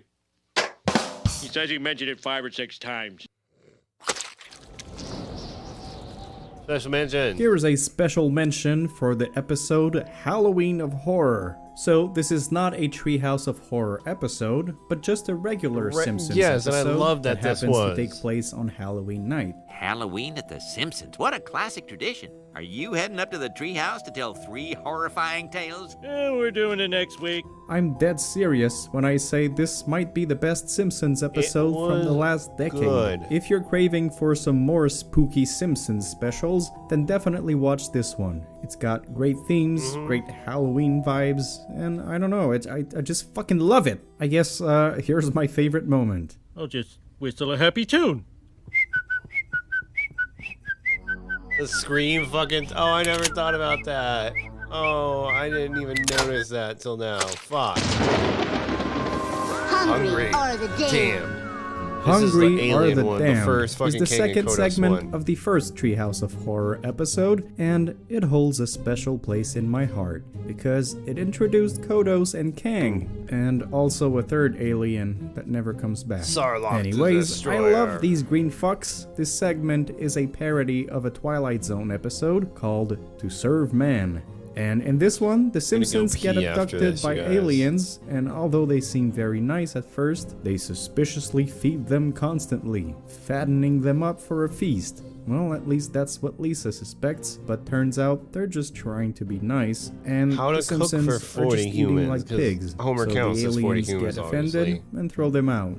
Now, although I usually prefer the plain horror parodies, this sci-fi tale is really fun. There's a genuine mystery as to what's gonna happen to the Simpsons, the spaceship setting is fun and different, and these aliens are such an icon that they appeared in every single Treehouse of Horror episode to date. I love them. Here's my favorite scene.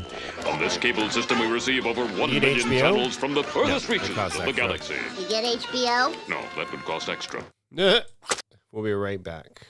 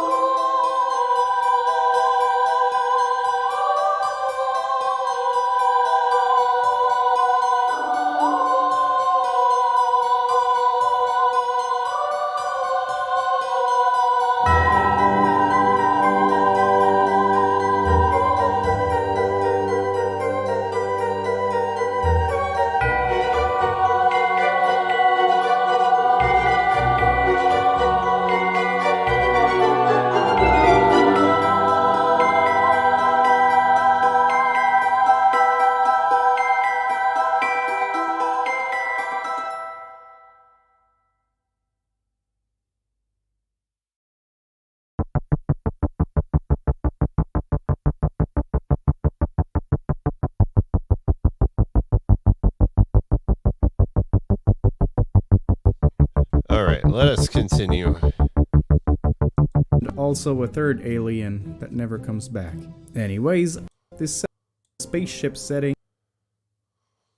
one A Space Odyssey, although the plot has nothing to do. This segment is a parody, and the Simpsons are just eating like pigs, so the aliens get offended and throw them out. Get HBO? No, that would cost extra.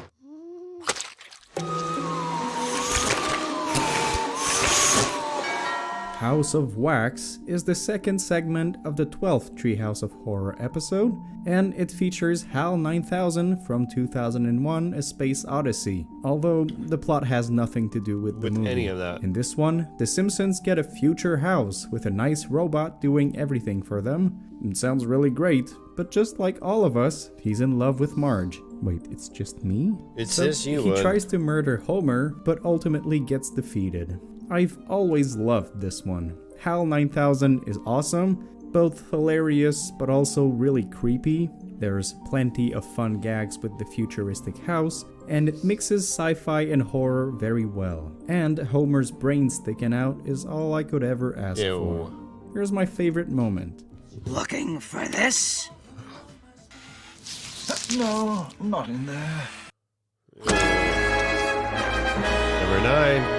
King I Homer is love the King second Homer. segment of the third Treehouse of Horror episode, King Homer and is it's a such a- parody of King I don't Kong. know, women and Guess who semen plays the don't ape? mix. This one's a pretty faithful No one cares adaptation what you of the think, movie Smithers. and follows pretty much every beat, from the ape getting captured, to him running amok in Fucking New York, Broadway. to the infamous climbing of the tower. Really making it one flight. Now, Ugh. I'd usually be disappointed with how they just recreated the No, story you can't without with this much one. originality, You but the cannot jokes be here are disappointed fucking with great. this one. Whatsoever. It's honestly one of the funniest This is episodes, one of the and best Homer the ones. ape eating people left and right is great fun. I love it. Here's my favorite moment. It's a sweet trip to a candy shop where fun buns There went Shirley Temple.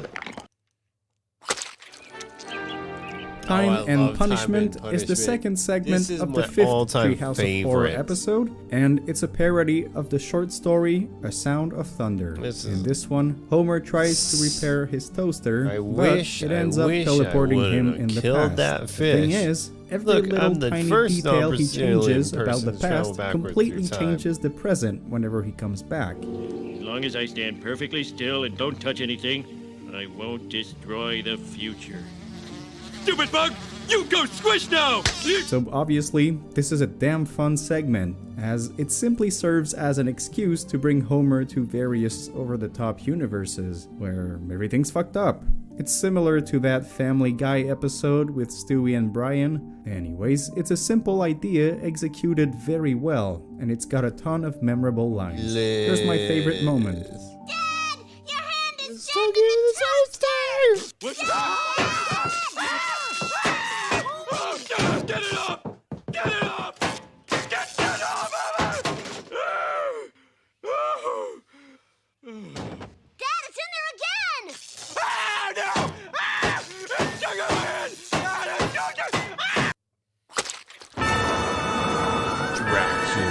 Bart Simpson's Dracula is the third segment of the fourth Treehouse of Horror episode, and it's a parody of Bram Stoker's Dracula. In this one, Mr. Burns is a vampire, and when the Simpsons get invited for dinner at his place, Lisa and Bart find out the truth. Whoops, Bart's a vampire too now. So the family kills Mr. Burns, the head vampire, but plot twist, turns out Marge is actually the head vampire. That's about it. Of course you would be. Well, I do have a life outside this house, you know. I really enjoyed this one as a kid because I'm a huge fan Everybody of wants their gothic, necks like spooky Mr. Burns atmosphere, has? just like this one. Nowadays, I'm just an old grumpy fuck, but I still love How this are you gonna- segment how are you just gonna as put me in much. that same Burns category, as sir? Dracula is perfect. Bart the Bat Look is how really fun, gay his and hair Homer looks. stabbing Burns in the crotch is the cherry on top. Dad, that's his crotch. Sorry. It's got great ambiance, humor, story, spookiness. Super Here's happy my fun favorite slide. moment. The only way to get Bart back is to kill the head vampire, Mr. Burns. Kill my boss? Do I dare live out the American dream? Terror at 5.5 feet is the second segment of the fourth Treehouse of Horror episode. It's a parody of a great Twilight Zone episode called Terror at 20,000 Feet. And in this one, Bart finds out a creepy little gremlin is running around the bus, tearing it apart little by little. So Bart tries to tell everybody, but they don't believe him. Happy ending though, the little shit falls down and gets adopted by Flanders. I'll be home, Bart! Terrifying. Oh shit. This episode works on every level. The animation and the atmosphere are top notch. I love me some stormy, spooky setting for a horror tale. And also, I love horror films that have school bus scenes in them, like in Nightmare on Elm Street 2. I don't know why, it's just a thing with me. School buses are weird, man. man. This segment has a great plot and some surprisingly effective tension, while also keeping the silly jokes here and there. Bonus points for the adorably creepy little gremlin. I love this guy. Here's my favorite scene. I hate that gremlin so much. Hope this is sweat. Clown Without Pity is the first segment of the third Treehouse of Horror episode, and it's a parody of a Twilight Zone episode called Living Doll, as well as a little bit of Child's Play thrown in there. So Homer gives Bart a Krusty the Clown doll for his birthday, but turns out the doll is evil. It tries to kill Homer, but everything gets resolved when they realize that the doll had been set to evil mode. Yep, here's your problem. Someone set this thing to evil. Funny enough, that shitty Child's Play remake just copied that plot. No surprise there, I love this segment. I'm a big fan of creepy household objects coming to life, and this one greatly balances horror and comedy, with one great joke after another. I just want attention. Here's my favorite moment. But beware, it carries a terrible curse. Ooh, that's bad. But it comes with a free Frogut. That's good. The Frogut is also cursed. That's bad. But you get your choice of topping. That's good. The toppings contain potassium benzoate. That's bad. That's bad. Can I go now? I want to know. I love Dial Z for Dial Zombies. Z for Zombies is the third segment fact of the that third he Treehouse got of away with Horror reading that episode, book and it's a parody is of brilliant zombie to movies. me. In this one, Bart finds an occult book and casts a spell that brings dead people back to life. This is my favorite kind of Treehouse of Horror segment. It's so good. There's an actual spooky story that fits perfectly for might Halloween. just go see if we can There's watch an actual these. plot, and of course, a bunch of great jokes. I love the ambiance, and it even has a little critique of society becoming brain-dead zombies absorbed by entertainment. Well, I'm sure glad we didn't turn into mindless zombies. Shh. TV. Man fall down. Fall down. Funny. Overall, a great segment that I love very much. Here's my favorite moment. No, you shot the zombie Dad, Flanders. you killed the zombie Flanders. He was a zombie? He was a zombie? Brilliant. I don't think this should be this far out. Nightmare Cafeteria is the third segment of the fifth Treehouse of Horror episode, and maybe is above apparently 5. a parody of the movie Soylent Green? I haven't seen that. Anyways, in this one, the cook doesn't have enough food, and there's way too many kids in detention. So the teachers find a Start solution eating the by children. turning these kids into delicious meat. Problem solved. Right off the bat, I love school-themed horror stories. I feel like there should be more of those. Nightmare Cafeteria reminds me of a book from the French series Passe Pearl. It's basically like Goosebumps, except you choose your own adventure. There's this one book called Cannibal Teacher, and it's great, just like this Treehouse segment. It makes me nostalgic an awful lot. It's an episode that's both hilarious, but also kind of disturbing when you think about it, and I would watch it on repeat when I was a kid. It remains one of my all-time favorite episodes. It has this classy, spooky premise, blood, gore, and funny jokes. What the fuck more do you want? Here's my favorite moment. Reported attention, Ooter. For how long? Oh, about 7 minutes a pound should do it.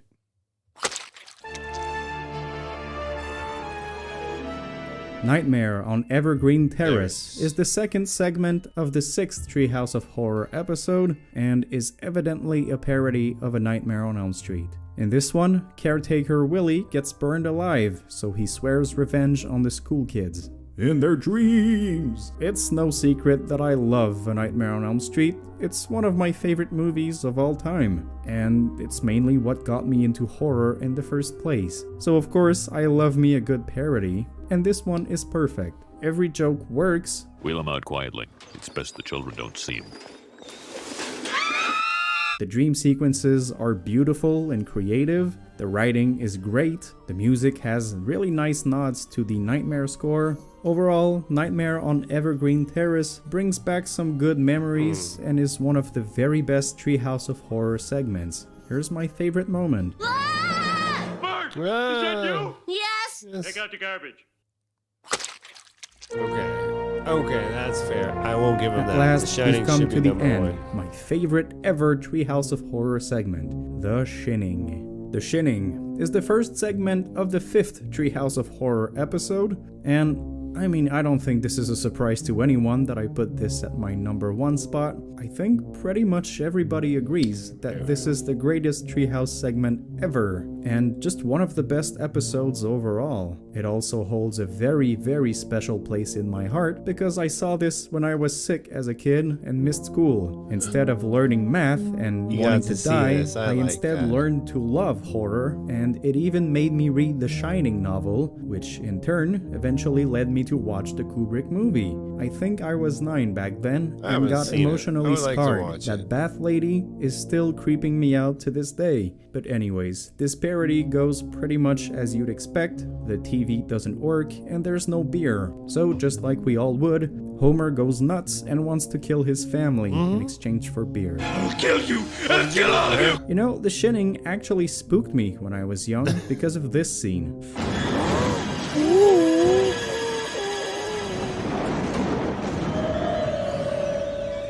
It's still pretty creepy, right?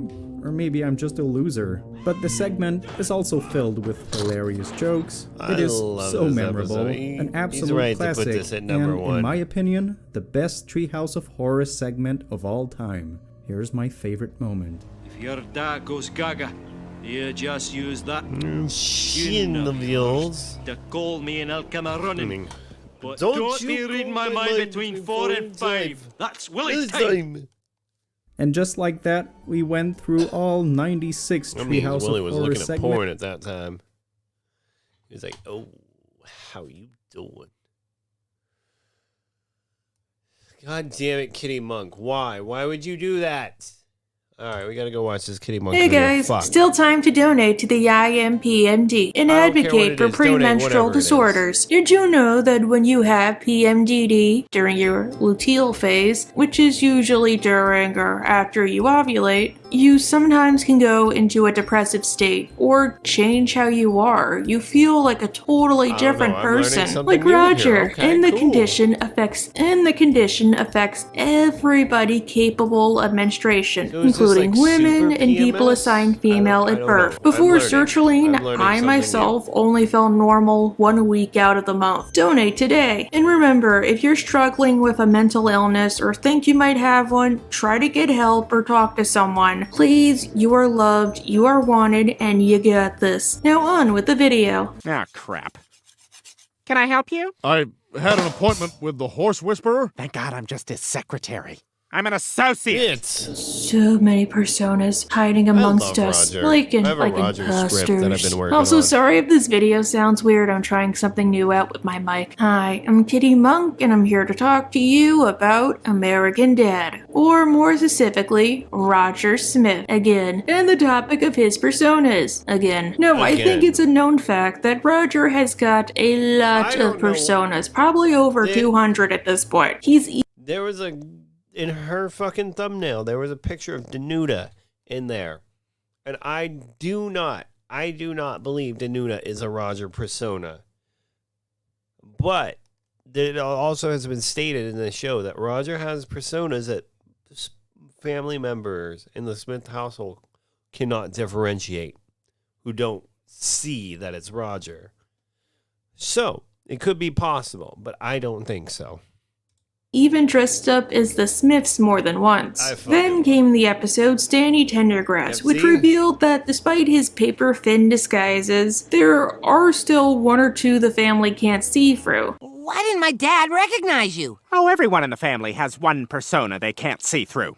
Naturally, many fans have taken this to mean that Roger himself has various personas scattered throughout the town, and we the viewers are under that curse. And... Oh no, please, go on. I really appreciate you doing another American Dad video and not inviting me to talk about it. Very neighborly of you. Well, I hate to rain on your parade, but I think I'm gonna take part in this one. Whether you like it or not, think of me as your homunculus. Fine, Dan, be the Rogu to my belly. I know you like American Dad, and that's fine. Everybody presenting the Dan the Man Show. Alright, I guess. Hey everyone, I'm Dan. You may remember me from such videos as The Insanity of American Dad's Golden Turd Saga and American Dad's Most Tragic Character. Today, I'm helping my good friend Kitty Monk in discussing characters that we believe to actually be Roger in disguise. Thank you, Dan. Well, Designed by Dan has been making thumbnails for me, and I'm currently doing a collab with the Dan the Man. I must know a lot of Dans. And with that, I guess we can jump right in. Here are the top 10 American Dad characters. I gotta do something real quick, so don't die or anything.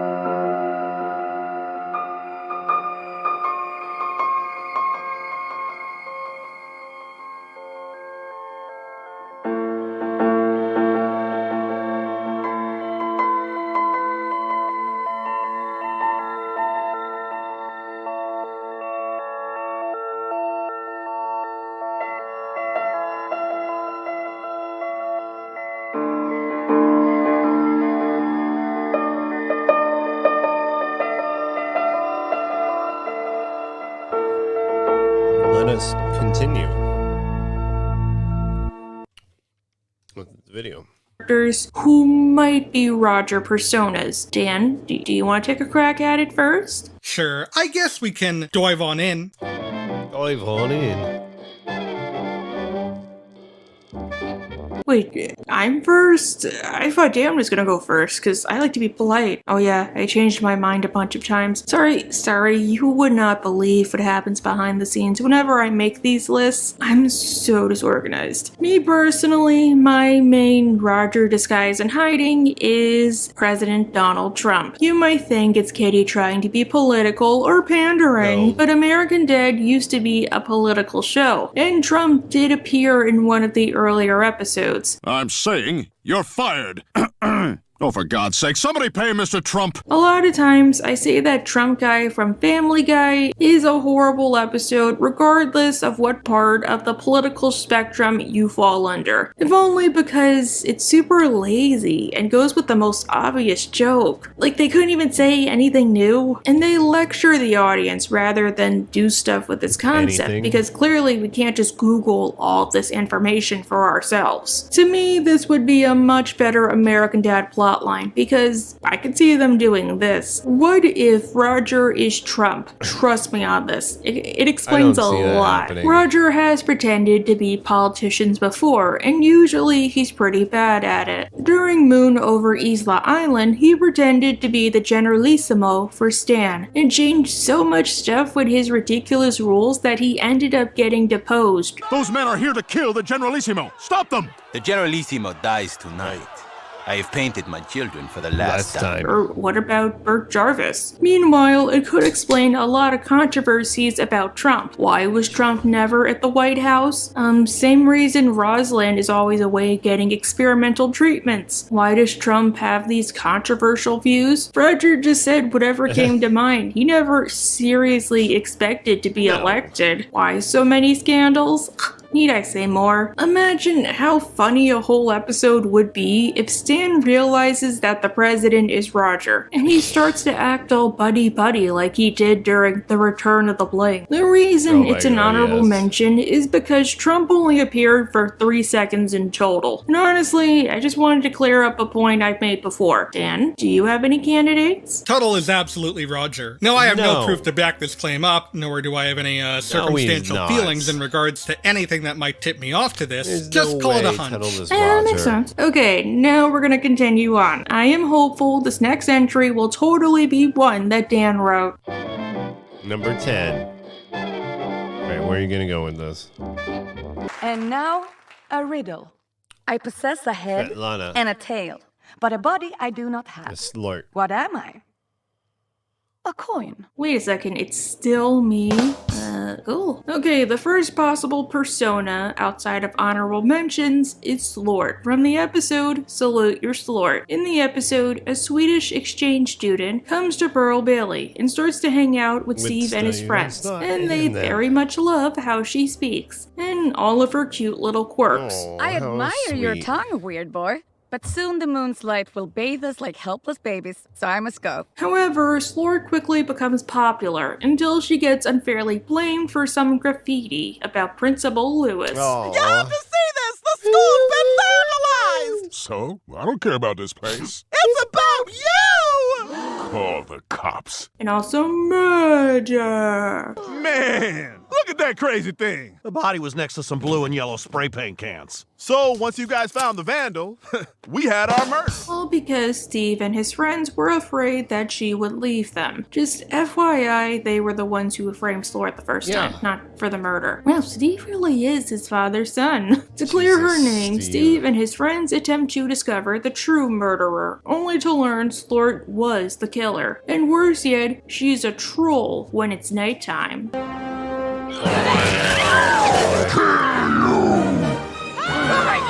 Makes sense, for Billy. Slort's not a babe, she's a troll! And her name is even troll backwards! Well, trolls. Slort. Close enough. Me personally, I have a few reasons why Slort might be a persona in hiding, despite her weirdo secret. Like the fact that Roger has done Baltic personas before, what with Dimitri and the wrestler. Slort would be a walk in the park, or the fact that Roger has super speed. He could have quickly changed into his troll costume and made it seem like Slort was transforming. As for the troll naming convention, this is Roger. Maybe he's being clever, or he did not realize Slort is trolls backwards. He just thought it was some weird Swedish word. However, the biggest tell lies in her almond-shaped eyes. During Stanny Tendergrass, Steve learned that the main Roger persona he could not see through was Alicia Wilkner. You were Alicia Wilkner? And when we got a POV of Alicia, we saw the only evidence of her being Roger was sharing Roger's eyes, something Slort also sorta had. My last point, it's more of a horse sense. Cat sense? American Dad is known for their twists, and they kept a lot of details about Slort's secret until the last minute. When I watched this episode for the first time, I thought the twist was gonna be that Roger was Slort. Then he dressed up as her to spend time with Steve and his friends. Maybe it's like the anorexia episode, where we're just seeing everything from everybody else's perspective. Besides, Slort stops hanging out with Steve and his friends because of a hand wave. My visa's only for 1 year,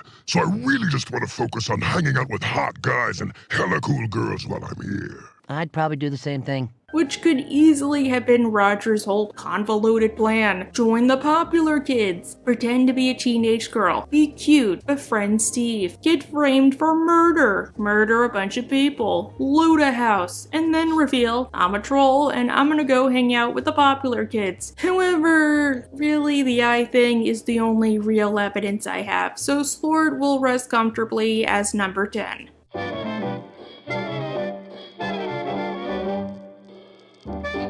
How about I hang back and tie-dye the gang's sweatpants? How about you? Get me my money! Fun fact, the nitrous oxide mafia is a real thing. I know, right? During Shakedown Steve, Jeff and Steve start to hang out together because Steve wants a big brother. And they bond by going to Fish concerts and selling grilled cheese sandwiches. Or at least they go to the parking lots. I was little, I saw a man stabbing his family at a rest stop, and I pretended not to notice. Let's just savor this moment. Sucks they can't do that in MetLife Stadium. I would love to meet them. While enthralled by the culture, Jeff takes the time to warn Steve of the nitrous oxide mafia. And yes, you have to call them the nitrous oxide mafia, not the NOM, or those guys. That's the hiss of the nitrous mafia, a violent drug gang that controls the sale of nitrous oxide balloons. Promise me you'll stay away from them. Fine, I promise. After their supplies are stolen, Steve makes a deal with the nitrous oxide mafia to get back the money. However, as Steve can't pay back the debt in time, they steal Jeff and decide to force him to pay off Steve's debt by acting as a drug mule. Oh man, if I get caught with all this nitrous, I'm so screwed! Now, why would the leader be Roger? Well, this disguise would be super easy compared to most others. Just have him wear a big black hood, which was something he wore and easily disguised himself as when he was buying beer for kids. Besides, Roger has many criminal personas. Ricky Spanish, Kevin Ramage, Blake, Martin Sugar, Johnny Lasagna, Dimitri Garabedian. I can go on and on. And nitrous oxide seems like a way easier substance to traffic than, say, meth or heroin. And a pretty ridiculous one at that. However, the reason it's so low is because of the episode's subplot. The Smiths went to an escape room where the catch was they did not have a time limit, and rather than actually solve the puzzle, they used the space as a hangout for so long that the store lost business and had to shut down. Don't bite on this, gang. It's classic Insano trickery. You do realize there is no Dr. Insano, right? At best, I feel like Roger could have used his super speed to leave the room whenever the lady came inside to tell them, guys, you gotta solve it, and then ran right back. Or maybe he found a way out and didn't want to tell anybody. That way they could keep doing their thing. Or maybe, heck, he typically is that guy, but he got held up playing the escape room and handed the job off to Rogu. Really, it's anybody's guess. Okay, now I'm certain that Dan is gonna do the next entry. I am most certain. Sorry, I'm a blabbermouth.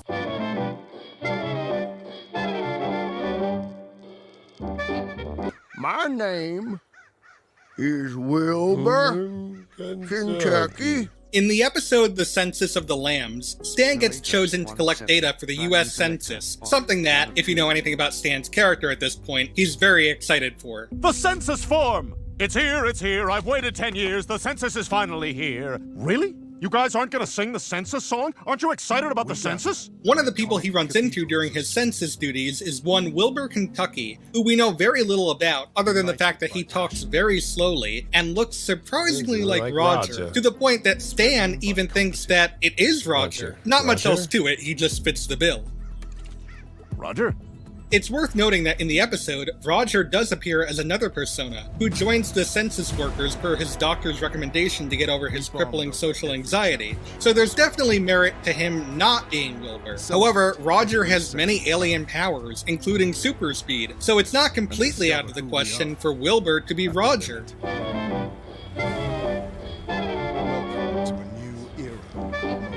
When's the game gonna start? Not until Sky Crooner says it does. It's game time, honey!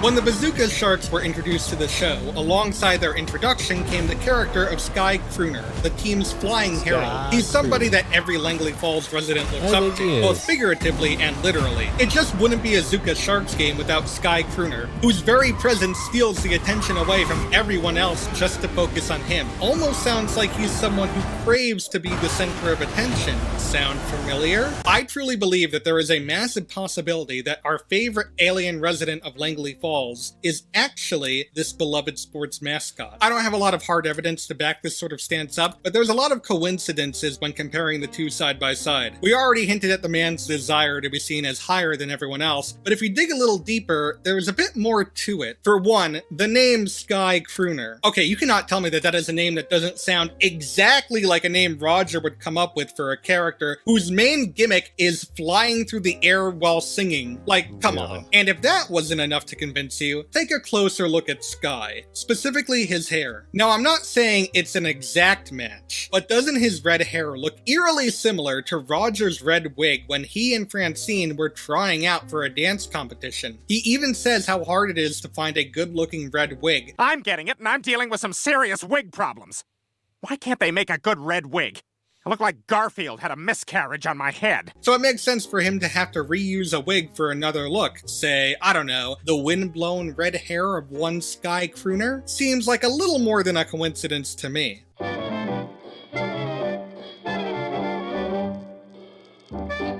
これってオンライン上の話？それともマジなやつかよ。 Roger, by definition, is someone who will try his hardest to try as little as possible to get what he wants, when he wants, and how he wants it. It doesn't always work out, but when it does, it goes off to a T. And more often than not, it will involve roping one or more people under false pretenses in order to get his desired outcome with as little effort as possible. Especially if it means tricking one of the family members. In the episode Roger Passes the Bar, Steve and his friends are alerted to Charlotte, a new neighbor and registered sex offender. I mostly just stay home and watch the Space Channel and Cartoon Network. So if you guys ever want to come... No, Charlotte. Bad Charlotte. In an ill-fated attempt I don't know what's worse. The fact that I was trying to think of a clever joke to allude to what they were trying to do, or the fact that I thought of something. No, never mind, I lost it. They try to help out around Charlotte's house in order to reimburse them in the worst way possible, including landscaping the backyard and adding an addition to the house. But when they finally come around to receive their reward, the ultimate betrayal falls upon them, as it turns out that Charlotte is actually a real estate agent and was using the sex offender cover story to trick the boys into free labor so she could flip the house. We thought you were going to turn us into men. Now you know how to install drywall, wire an addition, and you've established lasting relationships with the county permit board. Take care. Similarly, Roger has been seen going above and beyond to get what he wants with the least possible effort and dragging everyone along with him. I already mentioned the dance contest episode, but that whole fiasco was just so that he could get a better red wig, and it mostly all worked out for him, despite how traumatic it was for Francine. Hell, I don't even remember her name. But one thing I do remember is her hair. I told you that no one makes a decent red wig these days. Another example, he basically forces Haley, Jeff, and Steve to fly on his flight with the threat of violence to Jeff just so they can laugh at his, quote, witty banter as a stewardess. Poor little kid sitting there all, where's my apple juice? Exit row gets it. Now, with all that said, does it sound so out of the question for Roger to want to use Steve's general horniness to his own advantage to make a little extra scratch? I mean, he's even tricked Steve in the past with the spin the bottle game, so it's not stuck in her web. That was it. It was stuck in her web. That's what I was gonna say earlier. That was killing me. Oh my god. You know what? Actually, hearing it out loud, it sounded better in my head. I'm sorry.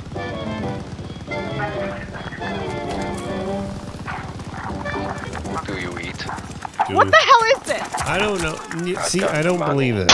I don't believe Danuta would be a Roger Apparently personality. this is a major fan theory, so in a video about fan theories, it only makes sense to include it. One of Klaus's biggest relationships in the later seasons is with Haley's friend, Danuta. During Shark, Danuta returns from a semester abroad in Chile, the country, not the restaurant. Which, maybe it's a good thing that Danuta and Haley are hanging out together, considering how she treated Haley back in Faking Bad. Near instantly, Danuta falls for Klaus. What's his deal? He's kinda hot. Klaus? Yeah, he seems funny. And it turns out, Klaus shares the same sentiment. He likes Danuta too. The things he's too out of her league for some reason. Just saying, he might be a fish, but he has boys. When Danuta and Klaus finally go on a date with Haley and one of the boys, Klaus's insistence to impress Danuta causes him to ruin things. He plays a game he keeps losing. Why don't we go on a ride? How can I concentrate with you jabbering in my ear? You keep begging me for this munion, then flap your lips every time I take a shot! I'm sorry? And he ends up playing it for so long that he essentially loses out at his chance to get her in the bag. Yep. Danuta!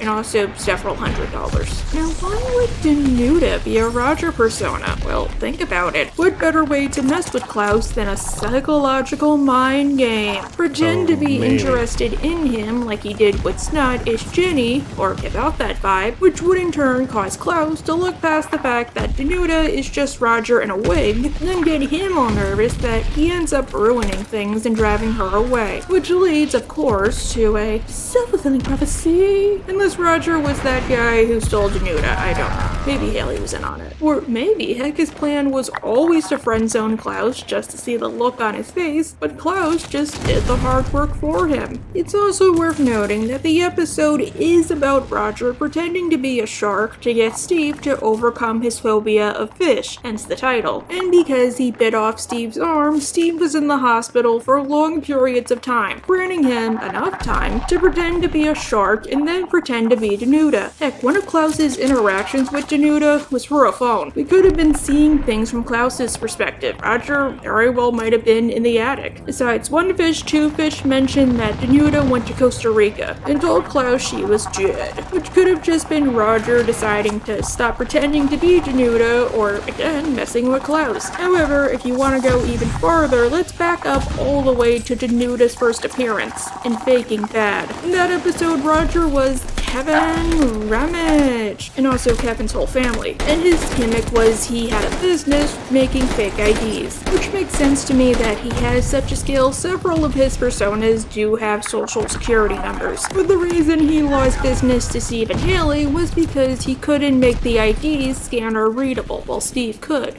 Nope. Nope. Nope. Yep. Danuta, during that time, could have been him using one of his own IDs, or a way to get Haley to invest in his business and destroy Steve's. Or maybe, like the theory that Roger pretends to be already existing people from time to time, Danuta could be one of Haley's friends who she stopped talking to, either because of her behavior or, hey, unfortunately, stuff just happens. And then comes Shark, Roger resurrects her to mess with Klaus. Wait, oh my god, I think this is like the longest section. I've talked too long. It's so convoluted, Dan. I'm like Heather McNamara. I need a lifeboat. That's fun. I just came to borrow some sugar, but I can see, Francine, that you need sugar, so I'll get some. Sugar. What was that about? Oh no, she's a weird chick. Okay, so this one seems like a long shot at first glance, but follow me on this one. Linda and Bob Mamari are introduced in the first season of the show as the Smiths' new neighbors. Wow, they get a lot of new neighbors, don't they? And in the early days of the show, while they didn't show up all the time, they made their presence known as strong supporting cast members. This is especially true of Linda, who was seen as a close friend and confidant to Francine, someone who she could trust, and she even was shown having a crush on Francine numerous times throughout the series. Poor Francine. She's so sweet and kind and pretty. Oh, great. I know where this is going. Can I at least watch this time? She even saves Francine's life with a kiss to fool a murderous group of housewives. And that fake lesbian kiss? What a great idea! Fake? Oh, yeah. Of course. Fake. As the show went on, we see a lot less of her and her husband, until at one point they basically all but disappear, being reduced to background characters at best. Time passes, then in the season 16 episode, Cheek to Cheek, A Stripper Story, it's casually revealed through dialogue that Linda Mamari is dead. Or is she? A lot's happened since that bank parking lot. You began learning my classical stripping form, and Linda Mamari passed away. My theory is that Linda Mamari is actually walked into a door. There's also the argument of Linda having too much of a backstory, being too complex of a character for Roger to pull off. Fellas, come on. This is Roger we're talking about. The same Roger who would tell Steve to throw eggs off a bridge only for the eggs to hit his car, with his wife and stepchildren that he's been with for years, following a deep story behind a broken man and the tragic end to his tale. I think it's safe to say that he can pull off playing a married Iranian woman. Here's the real kicker though. Linda is never brought up again after she's mentioned to have died in the episode I talked about a little while ago. But you know who brought up that she died in the first place? Do I even need to tell ya? Once Roger places that seed of knowledge, he could just easily retire the character, and nobody would ever bat an eye. Not even Bob. But then, why? Why go through all of this? Well, we're first introduced to the characters in season 1, when the show was at its most politically charged. And if you've ever seen the episode, you know that Stan does not like the idea of living in a neighborhood with Iranians. Mamari? Oh, God, tell me they're not Italian. No, I think they're Iranian. Holy Ayatollah! So then, don't you think it's not completely out of the question for Roger to want to mess with Stan? That goes double when you realize that Linda was attracted to Francine, yet another cruel joke played by Roger.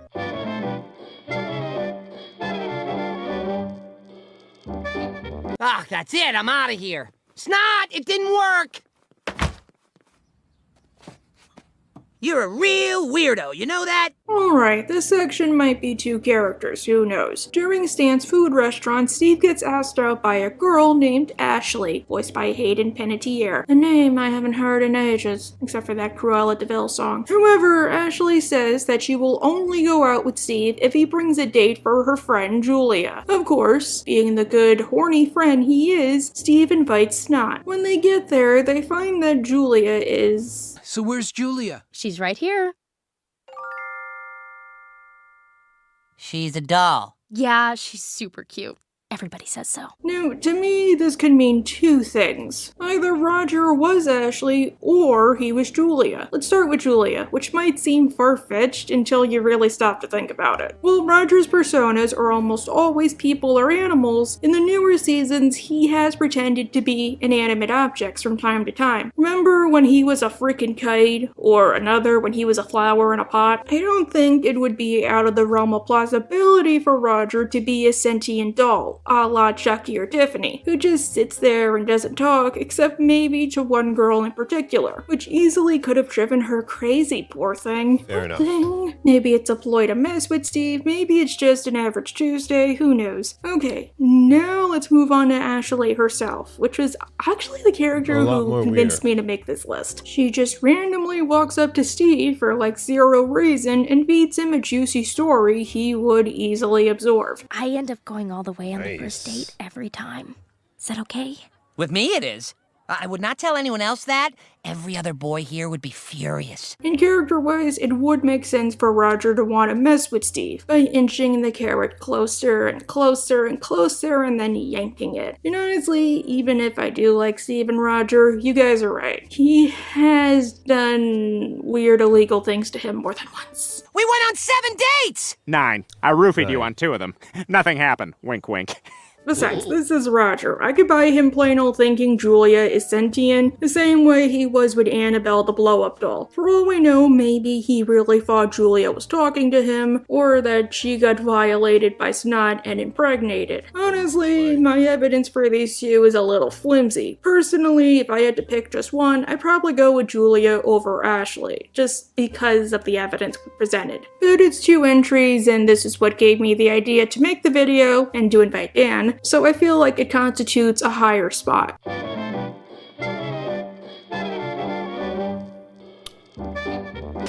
Stan, it's your wife. Come to save you. Only kidding. Torture time! I think so. I actually don't have a lot to say about this next one, but not because of a lack of evidence or anything, but more so because I think it might be the most open and shut case in this video. In the episode CIA POW, we see Stan and his co-workers captured in Thailand. When it comes time for the characters to be interrogated, we're introduced to the interrogator, who weirdly enough was never given a name. His whole time spent in the episode is devoted to 2 things: torturing Stan and his friends, and going on and on and on about yaks. Do you want to know the names of the yaks? Yakusto, Yaki-O, Yaki-chan, and Yaki-yak. Don't talk yak. You like the names I came up with for my yaks? Someone They're who such likes good to screw names. with Stan at every single corner and hyperfixates on things that don't matter to an unhealthy degree? Where have I heard that before? I don't even think I have to mention how similar the build is between the 2 characters. Not like 1-to-1 like Wilbur Kentucky, but pretty damn close, I'd say. And this is where the super speed comes in, because in the B plot of the episode, Roger and the rest of the family are having a slow-mo race, where the last person to reach the wall is crowned the victor. Hey, whoa, what are you doing? Tripping you so you fall forward. Wait for it, it's gonna take a while. We see just how fast Roger can be, so what better time than a race where things are slow to go super fast to Thailand, dress up as the interrogator, and mess with Stan, all while being able to come back and eventually win the race. Sounds far-fetched, perhaps, but what if I told you this wasn't the last we'd see of this character? In the episode The Bitchin' Race, the family competes in a reality TV show, a la Amazing Race, and Stan and Haley's overly competitive nature gets them sidetracked from the show and captured by the same interrogator, who now runs a prison camp. Upon seeing Stan return, he continues to make Stan and Haley's life a living hell, almost killing them before Steve and Francine come to save the day. Due to suffer, dum-dum! So you can help me by suffering! Welcome to the jungle, baby! You're gonna die! Now, where was Roger during all of this? Why, he was also competing on the show with his partner. In fact, those 2 also got sidetracked from the show, eventually getting cast on Thai Idol, a show that doesn't require you to be on screen all the time, giving you plenty of time to rest. So why not decide to keep messing with Stan? Especially now that he's in the same country as you. Did you hear that? That was the sound of the mic dropping. Oh, number 1. And that's the last one after this. And finally, the biggest Roger persona in hiding is Roger himself. Nah, I'm joking. I don't subscribe to the theory that the Roger we know is just a highly cultivated persona, because it would contradict so much stuff. I just feel like he either loses track of himself, kind of like an actor who takes method acting a little too seriously, or he's that dedicated. The biggest possible Roger persona for me is June Rosewood from A Star Is Reborn. You were Leonard and I was Gloria. Oh, great. Everyone else gets a brand new body, and I'm still grinding away in this one. Again, another fan theory, but one that actually makes sense. Stan and Francine go on a vacation to LA, which, as we know from Hell of a Boss, is the cesspool hell that everybody thinks Newark is. And they end up on the Hollywood Walk of Fame. Stan trips on some marvels, and he's noticed by a strange-looking older woman, June Rosewood. Magnificent. You performed that marble slip with such style. June, you seem almost alien. Tripping on something but not falling down was his signature move. You're standing on his star right now. Leonard Zane. We learn that June is kinda like Norma Desmond from Sunset Boulevard. She lives in a decrepit mansion, obsessively looking back at her glory days, and might have some problems going on up there. These heavy velvet curtains really keep out the natural light. The sun is the enemy, darling. I avoid it at all costs. Better yet, she thinks that Stan is the reincarnation of her deceased husband, Leonard, a famous actor. Well, it turns out she's probably correct, and she wants to turn Stan into a star. You've come back to me, and I think you're feeling what we have to do. We must finish the picture with you as Leonard and me as me. Mr. DeMille, he's ready for his close-up. Now, I will admit there are many reasons she could be Roger in disguise. First off, the name. As we all know, Roger's personas typically don't have normal names, unless they're based on real people. June Rosewood seems like the most ridiculous name Roger could think of for an aging starlet. Then there's her appearance. June is lanky and gray, kinda like Roger himself, and she holds her hands at her sides like Roger typically does. Why does he do that? Maybe so his hands don't go on the ground, but even when he's wearing high heels, he does that. And she typically does this every time we see her, not to mention her attraction to Stan. This could easily be a business venture for Roger. What's all of this mess? I was at my peak. Then there's the twist. As it turns out, June murdered Leonard and his lover Gloria in a super intense, mean-spirited way, knocking them out and then letting them drown off the shore. After Francine starts to catch on, she tries to repeat history with her, and then includes Stan. And to keep her maid from catching on, she traps her in a giant thing of aspic, rather than just chloroforming her or killing her too. She trapped me in a giant aspic. Madame, she's gone crazy again. Again? Doesn't this all seem like stuff Roger would do, going above and beyond, not caring who he hurts, over petty, minor reasons? Leonard, you cheated on me. Rather than divorce you and take all that you own, I'm gonna make you suffer one of the worst deaths imaginable, and do the same to your little filly. Sorry, I can't do Roger's voice.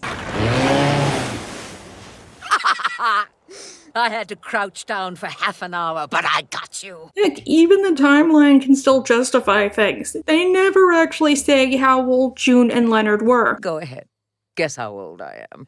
I'm going to say 100 and... Enough!